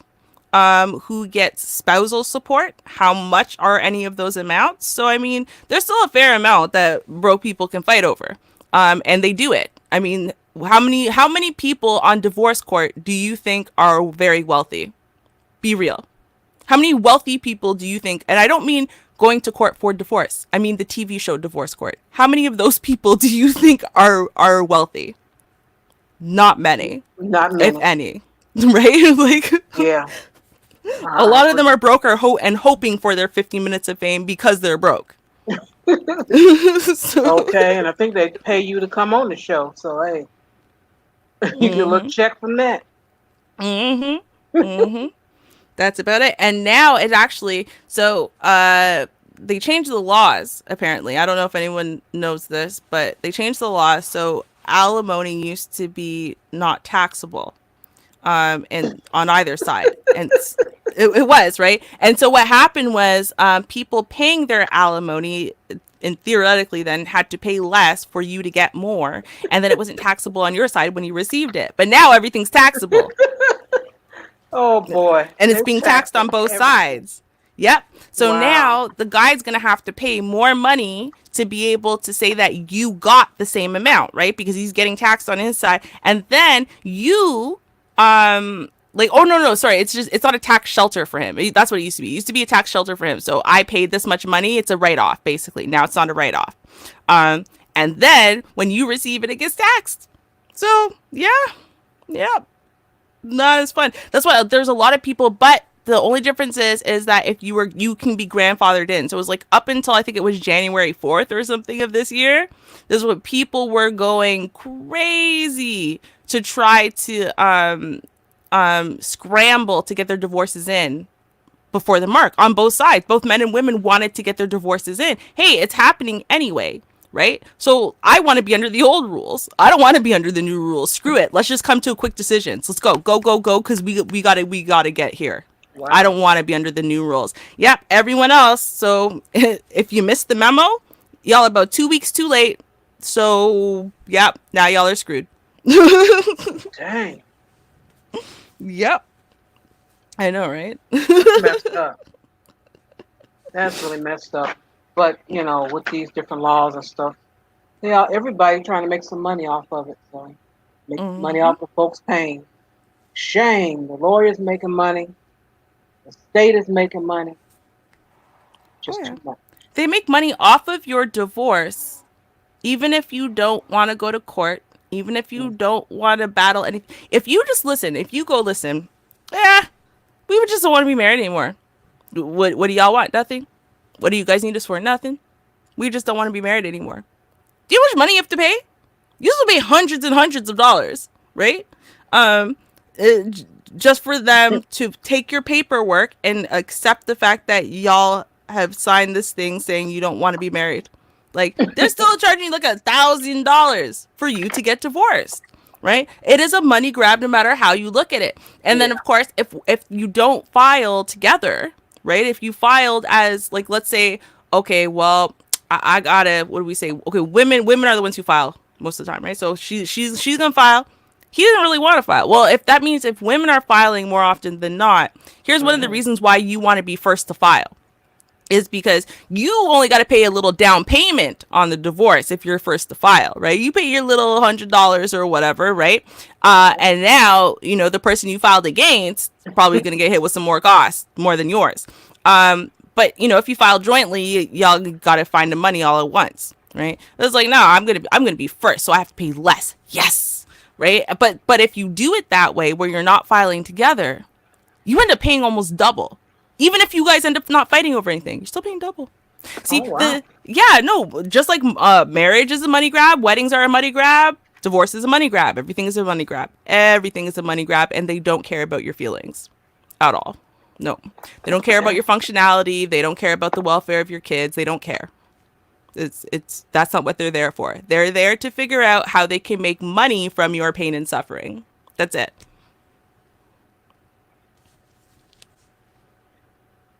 Mm-hmm. Mhm. Joy and pain, like sunshine and rain. Mhm.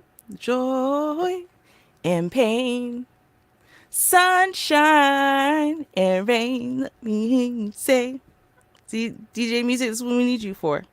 No, you don't have to have me sitting there and croaking out songs. I had to laugh before the word song because what I just did not resemble one. I understand. I'm trying, but I have the flu. It's not my fault. My voice is like this. I can't control it. I'm doing the best I can. Okay. You paid to get married, you paid to get divorced. Before we came here, jumped the broom, and that's it, you're married. Facts. Yeah. I mean, the problem was, of course, the validity of your marriage being recognized by the state. But I mean, we weren't really recognized as humans by the state. So Yeah. that's also true. But you could get married. It's not like your marriage is more or less valid depending on whether or not you have it in a church. If a pastor marries you, if you have a massive reception in a hall, like no, you literally could sit there and jump a broom. And have one of your friends sign up to be a pastor for free online and be like, they're married, and that could be it. And y'all are just chilling at someone in someone's living room. You could do that. People don't do that, but you could do that. Yeah, they want the big show. Mm-hmm. Exactly. Right? Like, yeah, you're still gonna have to pay your registration money and stuff to get the papers, to get the marriage papers and file them and stuff, right? But I don't even know how much to just file them. My mom did it for me. I know it sounds weird, but she did. She was my pastor too. She was the person who married us, and so she's like, "Oh, don't worry, I'll just take this piece of paper and make sure it gets filed." And I'm like, "I could do it myself, mom."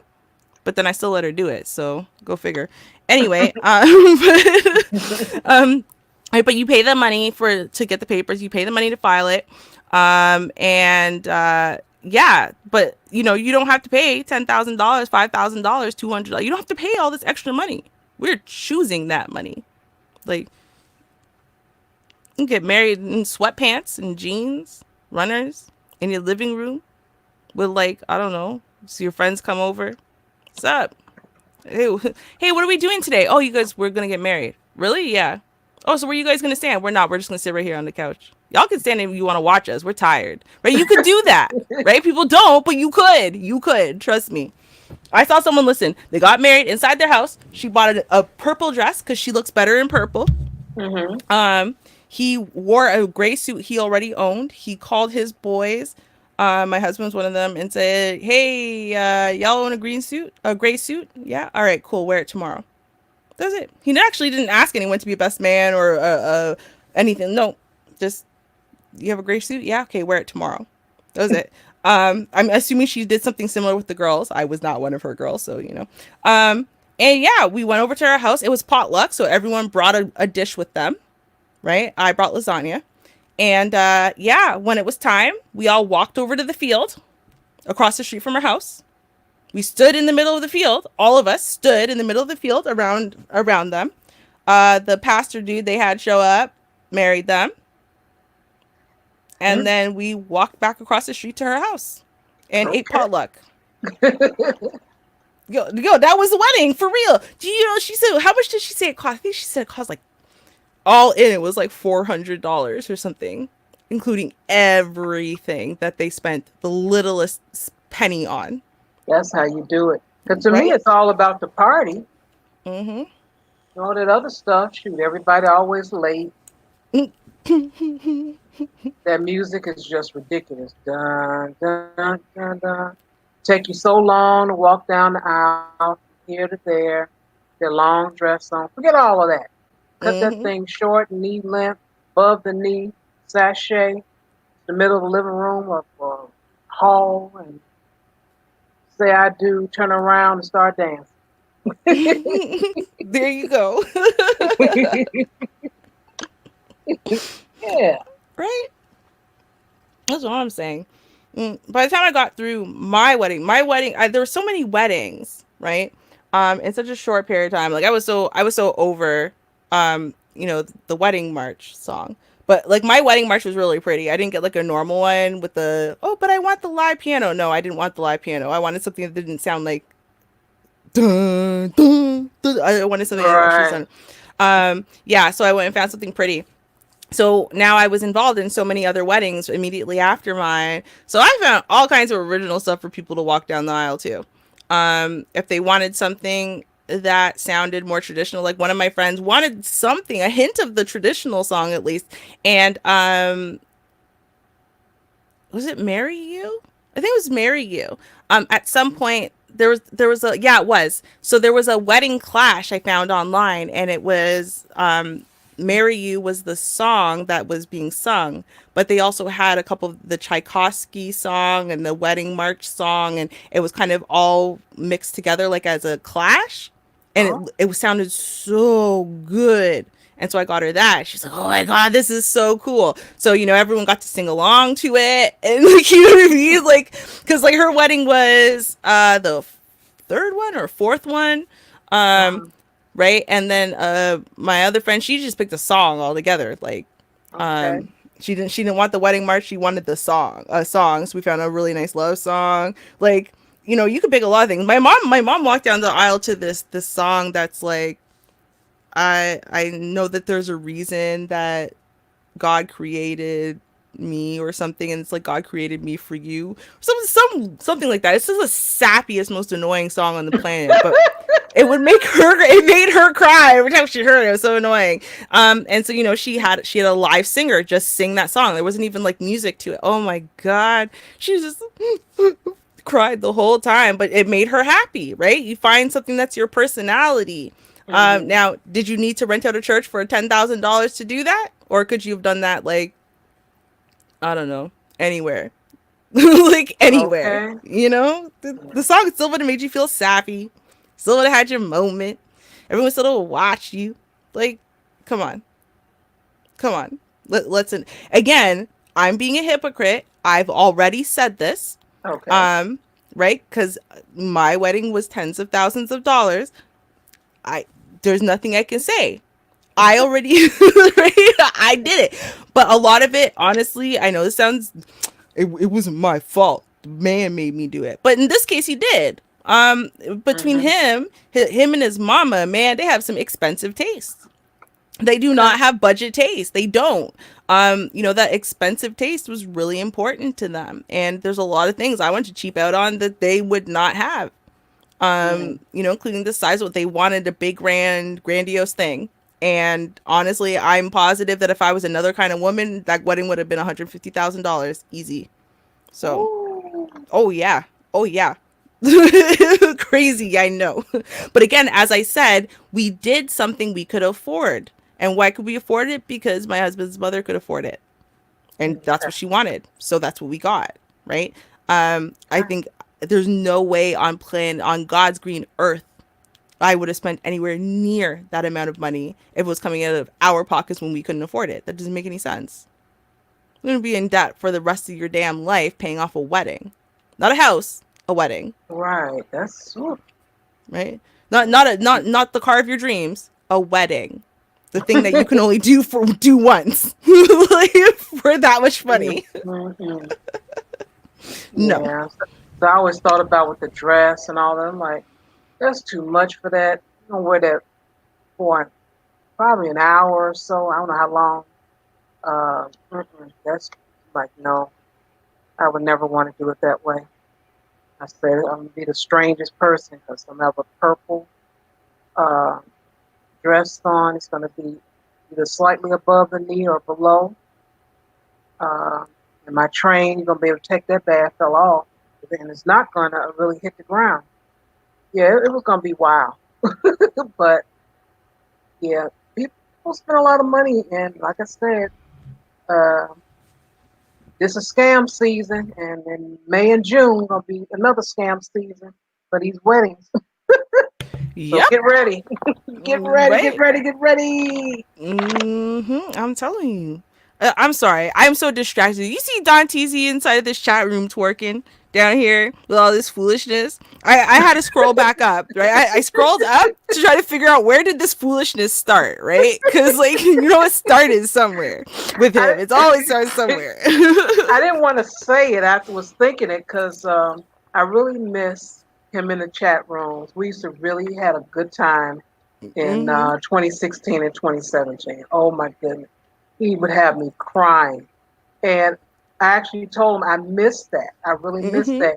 And as soon as he said, "Let me go back," he went to uh, No, he said affiliation. That's when I wanted to say it out loud. I said, "No, I'm not going to say it. I'm just going to Right. keep going." At least you gotta let him finish. You gotta let him finish, right? So let's start at the very beginning, right?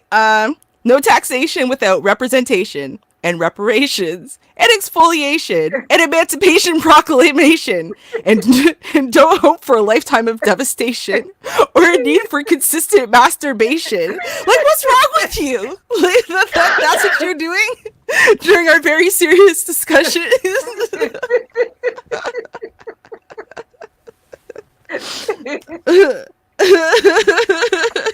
Gonna remix this for the audience.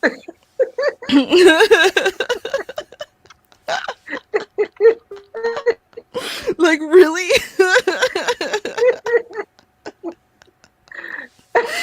Oh my, that man.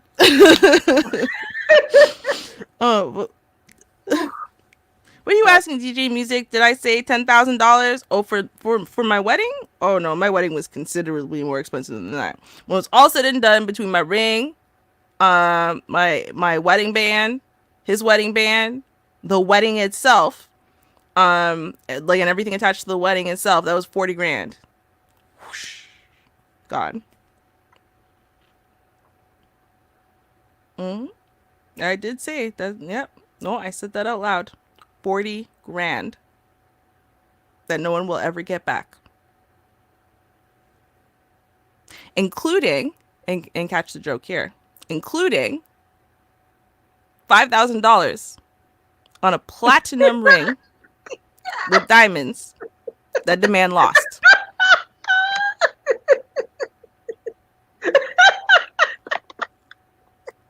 Oh no! What did this clown say now? I know he did some type of twerking. What did he do? What did he do? Yep, yep. What did he do, Shar? What did he do? You know he did something. Dante, you see what you're doing? You see what you're doing to you're just disrupting my panel. No, I'm joking. Oh, wait. Oh, my goodness. See, Shar has been missing your particular brand of twerk for a long time. So we're gonna have to thank you for your participation in the chat room today, sir. And DJ Music, he just topped it off. Mm-hmm. No, did not. Never saw that dress again. I don't even know what the dress is. They didn't finish it properly. So, nope. No, no. Wear the ring every day. But like I said, somebody lost the ring. I'm being serious. $5,000 plus tax ring. Lost it. Gone. That someone was not me. All right. how do you lose something worth more than my car? Yeah, I know that's a sad thing to say, but it is. So Wow. well, my rings are worth more than my car too. You put my rings together. My rings are like $15,000. So Mm. well, in all fairness, it's because I didn't like the stones in the center were round. So then I spent another $5,000 buying square stones to put inside of the center of the ring. So that makes the ring a lot more expensive than it started off. But $7,000 is very expensive. So I'm not saying that's cheap. $799 plus tax. No, I'm not saying that's cheap. I'm just saying that it was less expensive before needing to replace the center stones on a discontinued ring. Not my fault, because I'm not the one who had me pick rings in year like 2 of our relationship and not propose for another 5 years. That's not on me. I didn't do it. Someone else did it. I just had to deal with the repercussions. I know. Yeah. No accountability. None at all. I'm okay with that. I'm cleaning my ain't shitness. I'm totally claiming my ain't shitness. Leave me alone. Mm-hmm. Ooh, no, you know what? The flowers didn't even cost that much. I ended up, the problem is the reason why the wedding cost as much as it did, it wasn't actually supposed to. A lot of that money got spent in the last 30 days. And the reason why is my wedding planner didn't do her job. So we thought she was doing her job. We thought she was putting on holds on stuff and putting down payments on stuff and whatever, and she was not. She's not doing any of the above. The only thing, she did find the location, the original location that I wanted. She found that. Everything else, she didn't do a damn thing she said. So all of a sudden, we need limos, we need this, we need that. We have nothing that we're looking for. Nothing. If I didn't get it myself already, like the flowers that I thought I was getting, no flowers. There was no tablecloths or chairs for the venue. When I say there was nothing, like there was nothing besides the venue.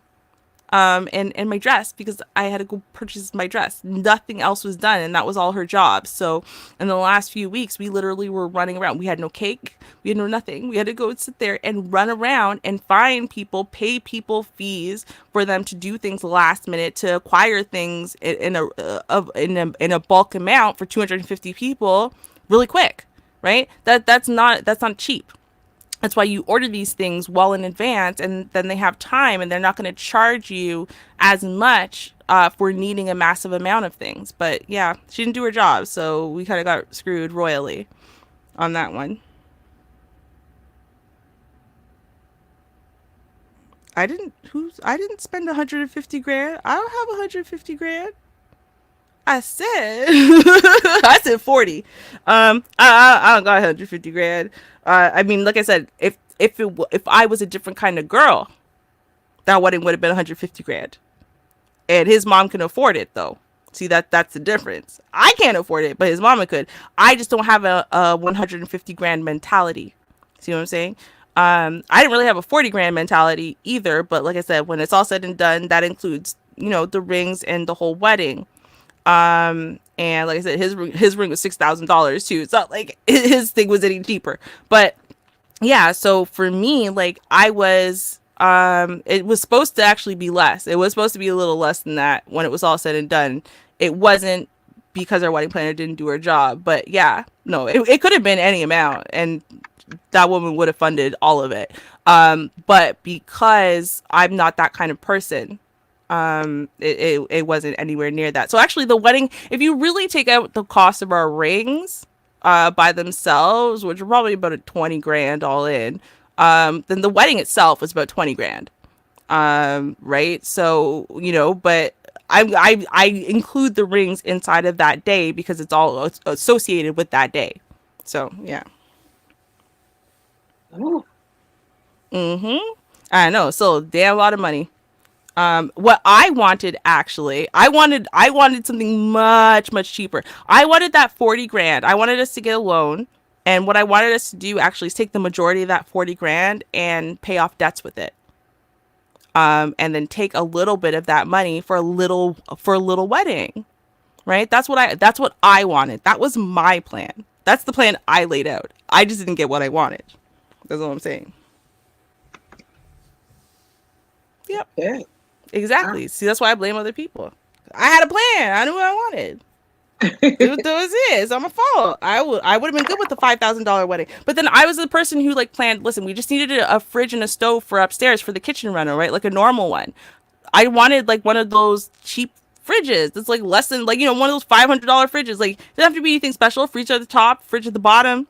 It makes stuff cold. We're good, right? Oh, a stove for 4 burners. It cooks stuff. We're good. That's where I was at. Mm-hmm. But I was in the middle of renovating, so my husband and my mother-in-law went to the store for me.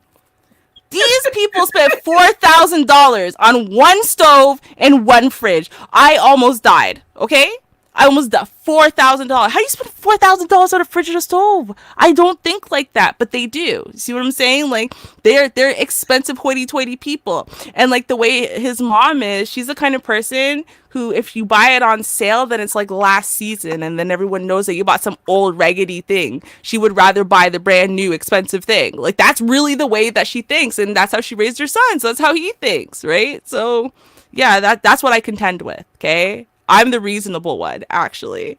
They're the rich minded ones. So I contend with trying to bring down everything. Like, come on, that's crazy. It's a fridge. Let's not. Yeah. I'll